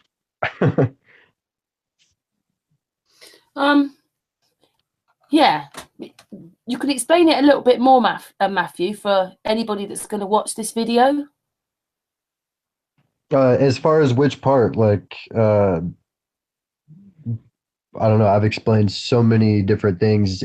What part should I try to break down? You could explain it a bit more. Explain it one more time, because sometimes people have to hear it a few times and then things click in. The last bit, you said you can explain it in another way. Maybe explain it in the other way as well then. Well, if you as far as like my scientific, religious, and metaphysic views, if you put them all together and everything. Yeah, just the last bit you were talking about, and you said, well, that's your theory, but I can explain it. You were talking about the whole thing, were you? Because you have been going for 3.5 hours now. I'll just let you know that. Yeah. Well, we got all kinds of different things that we're going off of right now. I'm trying to think of which specific part that we're talking about. Like I said, I keep going on all these different tangents. I try to explain one thing, but I kind of lead off in all these different directions trying to explain my explanation. Let me see. You've got energy, creation, and vibration. You've got those three things, which without those three things, which is God, in essence, you cannot have the ether and the space within the ether and the energy and everything that's creating within the space within the ether. So the three, energy, frequency, and vibration, is God. That's where Tesla says, if you want to understand the universe, the secrets of the universe, think in terms of vibration, frequency, and energy. God, basically. So if you want to understand the secrets of the universe, think in terms of God. And then all of a sudden he says, if you want another key to the secrets of the universe, 369, study that one, study those numbers. So I'm like, okay, so 369. Started looking into that, and I'm like, okay, so this is like golden ratio, phi to pi type stuff right here. Okay, so that makes sense. Fibonacci, hypergeometry, that makes sense. The shapes and everything that the world goes based off of, and the movement of how everything goes. So that coalesced as far as the creation bit of it goes, because you've got the geometry and the fractals and everything behind it all. And then he goes on even further as far as his electromagnetism, saying, if out of all my inventions, I'd say my most favorite and my most proud of is his electromagnetic, theories and stuff like that. I was like, okay, so there's got to be something there. Started looking into that kind of stuff. And then he's like, got this photograph that he's staged with of him reading this book. And it's this super staged photograph, and everybody knows about it. He's sitting in front of this massive coil and reading this book, leaning his head on one of his hands. And the book he's reading is Roger Boskovich's Theory of Natural Philosophy. And I started looking into that. And it's just, once I looked into each and every little thing, I started making connections. And of course, this is after I prayed. You know, I did pray and I did ask for a specific understanding. And I believe that I was able to start hitting these connections this fast because of that, you know, honestly, truthfully. I have to throw that in there because I'm going to give the glory to God, period. But as far as the knowledge goes, you know, everything is there. The knowledge is there. It's just the connections needed to be made. And I started finding one after the other. It's based off of specific principles. You've got the continuums. You know, you just got to find which ones go with which, kind of like, you know, frequency, vibration, and energy. Those three are a continuum. Time, space, and matter. Those three are a continuum. And then you've got, you know, continuing after that. Electromagnetism, I don't know, probably goes along with a few different other things that I'm still trying to put everything together. That's why my mind is going like 100 right now. Yeah. And you've been doing masses of research. Yeah, it's a bit like that, isn't it? Because you think, oh, well, if I learn that, then I know how it's going to work and I can stop then. It's only the beginning. It's not the end, it's the beginning. It's a never-ending thing, isn't it? Pretty much. I mean, I just made a quote the other day. I said, there's no such thing as destruction on a micro to macro scale in truth, in reality. There's only creation. Everybody's like, well, what about how fire destroys a log? And I'm like, well, you see it as it destroying the log. I see it as a chemical reaction of the fire, which is the manifestation of ether energy, which basically is like living energy, I believe. That's fire. I have a whole new theory on that too. I just posted, but you see it as destruction. I see it as the chemical reaction of the fire creating new elemental materials, which is the smoke and the ashes. And they're like, oh, well, the log was better. You could have done stuff. Well, you could do stuff with the ashes and the smoke. Actually, you're able to collect that and concentrate that, get the soot out of that. The soot and the ashes, if you take those and combine them with other materials, you could make, you know, things stronger than concrete that we have today. Like back in the Roman days, everybody's wondering, well, how do the Romans get concrete into the oceans? And their concrete is actually stronger than what we have today. Well, that's because they used volcanic ash, lime, and salt water. Well, there's a chemical reaction at a micro level that the volcanic ash and the salt water, they create a crystal, like a crystalline structure in between each elemental material within its structure, and it actually bonds it in like a crystalline structure, which is the strongest known structure in the world. So that's one of the greatest bonded materials ever created. And the Romans knew that, didn't they? Like, it's not like they go, oh, well, we have to put seawater in our cement to make it last longer. Well, our houses aren't built with seawater when they should be. No, exactly. It's and not just that. Our houses, they're just like somebody was saying earlier, they have retracted, you know, as far as their technology goes. They used to live in these grand, beautiful, incredible structures that still survive today. I mean, people are finding inside cave structures, whole civilizations that lived like cities inside of mountains. You know, they could have fit hundreds of thousands of people with, you know, massive areas for staging. And then there's kitchens, there's houses, there's all sorts of areas, storefronts, and it's insane what they've found. And you look at what we have today, and it's getting blown away by wind and swept away by water and, you know, torn down by all kinds of different means and whatnot. Like, our structures just don't last. They just don't. Even our metal structures get, you know, destroyed. But these structures from the past that were built off of certain geometric shapes, like the pyramid, and I don't know, there's a few other ones that I've seen that were pretty intense that have lasted through the times. But these shapes and these structures, the way that they built them with the technology, they did it in a way that it's beyond what we know. That's why I keep saying, like, we can't match what they did back in their day. Our technology fails at a specific point. It lasts and then it dies. Their technology back then would still work today. Like the Iraq batteries that they found. They said that they still had a small amount of voltage to them. And the when they Baghdad batteries. Yeah. Huh? The Baghdad batteries, indeed. Yeah, those. Yeah, I when I was looking into them, they said that they still actually had a small charge to them when they found them. They were still working, or a few of them, not all of them. They said a few of them were the ones that weren't cracked or leaking or broken or destroyed completely. But I was thinking about it, I'm like, man, talk about perpetual energy. They got batteries from thousands of years ago that are still working now. And our batteries last, if in constant use, like a few hours. And also a lot of ancient sites, buildings are earthquake proof. They made them so that they are earthquake proof.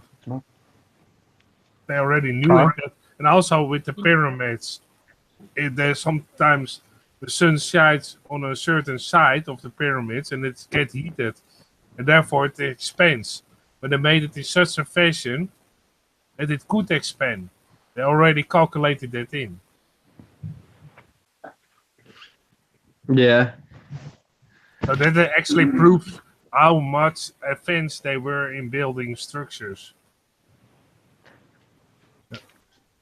Well, what about other stuff that we can't recreate today? Not just including architecture and stuff, or actual physical technology. What about like some of the chemical and knowledgeable things like that? They had ways of turning elements into gold back in the day, like copper into gold and lead into gold. We can't do that anymore. It's a lost alchemy. And they had what was the other thing I was gonna say? There was a couple of other things. There's also that iron pillar of Delhi that doesn't rust. Never rusts. Yeah. Or the that's what I was gonna say. The Greek fire, Greek fire, the stuff that if you pour water on it, it makes it worse. And we can't. We don't even know that material today. We can't do it. The closest we got is napalm, but that still gets put out by water eventually. It gets snuffed. I'm just saying, like they had knowledge back in the day that we don't. And at that, I think that we're also confusing ourselves. We've screwed up a lot by confusing ourselves through language and translations, because like stuff that we use today called rosemary was used by a different name back in the day when they used to make potions, or they used to make different topicals or different medicines, and it didn't go by the name of rosemary like we use it for food nowadays. It went by a name called something else. I don't know, maybe like wolfbane or something like that. And if we were to look up old recipes, like, hey, there's this old Egyptian recipe, we were able to decipher the scrolls because of this, and and you look at it and you're like, oh, this is amazing. You use this and this and this, and it's like, well, none of these things exist anymore. They're all extinct. Well, no, they're not. It's just they were all translated and transliterated and then translated again, and then the meaning was lost, and then somebody found some kind of key called the Rosetta Stone, and then they translated it again, and then it got mistranslated, and then transliterated, and this is the meaning now. Well, no, it's just it still exists. We just don't know what the hell it is anymore. So it almost seems like even if we did find this technology, unless we found pictures and other means of seeing some of the stuff that it speaks about, we'll never know, just because of all the confusion that's happened since those times. Mm-hmm. There are chemicals back then that they say that they talk about, like in the pyramids. Once we start getting those, because I'm going to do this with you guys. I want to work on this. It's going to be a project with us. Once we start deciphering and breaking down all these secrets, decoding all this knowledge from the symbols and stuff, we're going to see the different fluids and different chemicals that they used for the reactions. And hopefully they can match what we got going on today, but I doubt we're going to find words like, aluminum oxide and whatnot that they had back in, ancient Kemet. We actually have a guy that is very knowledgeable about pyramids. He's called Angel, and he also discusses here on sometimes on Sunday his pyramids findings and his research he did, and he's actually trying to get some money to actually build a pyramid in scale and actually see how it works. So first of all, he wants to make it work like it is now, with all the things that you have now, not added anything to it, just how it is now. And then see what happens if he adds some different things that probably were on there. So we maybe can get in contact with him, because he's very knowledgeable and did a lot of research on the pyramids. And he'd like to build his own pyramid complex. Yeah, he already had some squares that he actually can build a pyramid on. Not actually the same scale, but scaled a little bit smaller. But he already had a site that he could build it on. Only has to have the more money actually to build it. Like I said, we've been going for nearly 4 hours, and we could talk like for another 10 hours probably. But I would just like to ask Matthew, on New Year's Eve, we've got this open evening. It'll be Saturday afternoon for you, because it's like, well, it'll be a few hours ago. What time was it for you when we started? Yeah, it's fine. I don't have anything going on right now. What time was it for you when we started? Was it 1 o'clock or was it like 4 o'clock? I can't remember how many hours behind you are now. It was 1 o'clock. It's 4:46 where I'm at right now. Okay. What it is that obviously it's Bro and Sanchez have asked for this night again on New Year's Eve, but I thought I'd add people, come on 10, 20 minutes, half an hour or whatever. And then, yeah, but maybe you can come on New Year's Eve if you're not busy. Oh, I'm absolutely down. Brilliant. Okay, I'll put your name down. Do you think that it's a good time to sort of round up this hangout? Because, as I say, you've been going now for 4 hours. Oh yeah, no, that's up to you guys. At this point, I'm just gathering extra knowledge and stuff as we're speaking, and I feel like I've gotten now. I didn't get out all my different theories and all my stuff, but I got now my absolute basics that gets me to everywhere that I'm at right now. Everything that I said pretty much paints the picture that connects everything. Your theories. You can come back another day and explain some more. We'd like to hear them. I'd like to hear them. I could talk about like the heat and the cold of the sun and magma and volcanoes and all that good stuff. Yeah. Oh yeah. Save that for the next hangout you are on, and then you can go deeper into that certain side page you want to discuss. Awesome. Like one we get Matthew to talk, like tonight. Yeah. And then you can do a presentation and talk some more about these findings. That would be great. Yeah. Yeah, we'll have you back soon, Matthew. Next time we talk, I'm going to go in depth into my ancient symbol breakdown, because that's all I'm going to be doing right now. That's going to be my whole mission in life, is to break down the ancient symbology into decoding it using our key, our specific knowledgeable key that we have come across again from ancient times. None of this spiritual, philosophical stuff, but this electromagnetic knowledge. Oh, that would be cool. Yeah, I'm looking forward to that. Oh, yeah. Oh, so am I. I can't wait. It's going to be a journey for you, me, and everybody. Yeah, for sure. There you go. Artis is already excited. Yeah. It's been a real pleasure. It's nice that such a young man is so clever and intelligent, which I really like. And, we've all talked about the fact that it needs to be some people from the younger generation now to come forward and help. And then I suddenly saw you on Facebook. So I'm so glad that I went on Facebook that day at that point and saw you. Because you were doing a Facebook hangout, you were doing a live stream on Facebook. That's how I saw you. Yeah, that's awesome. Well, I am trying to figure out ways to expand so that way I can get more people to see it. I'm not looking for followers. I just want more people to see, I don't care about, having some mass.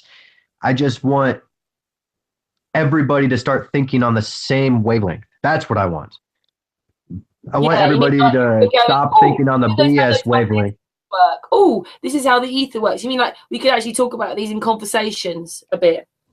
Well, yeah, it's a real bummer me walking around and then, I can't hold a single conversation with like any of my friends or anybody. Well, there's a couple people, like my best friend that's sitting next to me. I could hold a conversation with her, but that's because she's listened to me study and talk about all this for the last few years. So it's like she's pretty much got it down because of memory wise. If she understands some stuff, then that's awesome. Yeah, but there are some. I've explained enough. Sleep and breathe it. There are some of us that eat, sleep, and breathe it. And yeah, that's literally what I've been. That's all I've been doing. Flat. That'll do for me. And there are other people who understand the workings of it all. FPV's one, your one, Dave Marsh's one. And it goes on. Stan Smith and the other people that Chris Monk. Oh, there's loads of people. Artists. There are other people that get much deeper into it. Well, I can't wait to get back into this with you guys. Like I'm super stoked and excited right now to get into it so that way we can start breaking down what these things are. I'm gonna work on this. If I could break this down and get the actual knowledge out of this on what these symbols are as far as what they represent, electromagnetism and the receiver, transmitter, but I want to actually see if we can rebuild them and see if they work with the knowledge that I'm using. And if they do, then that's an experiment in its own that solidifies that the way that I'm looking at the symbols with our knowledge and the way that we think about things is proving that our thought process is the correct thought process. Yeah. Well, thank you so much, Matthew. So I will send you a link on New Year's Day. Stay with us in the after hangout if you like, but we're going to end this hangout. Dojo for parents. He's in the chat room. He loves what you've been saying. He finds it very interesting and can't wait for you to come back and chat. So it's been a really great evening, Matthew, Judith, Patricia, Artist, and FPV. Yeah, and what's the day now? We're back tomorrow.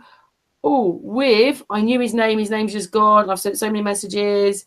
This is the guy I was telling you about. He's from New Zealand, and he's realized that that fear is the biggest money-making tool that they've got. James Mason is his name, and he's going to come and talk about that tomorrow. So we're back tomorrow evening. Big flat earth hugs for everyone on the panel, everybody in the chat room, everybody that's going to watch this video. Goodbye from us and see you tomorrow. Thank you so much, Matthew and Artist, Judith, Patricia. Thank you. And FP. Yeah. Thank you. See you tomorrow. Bye, everybody. Bye-bye.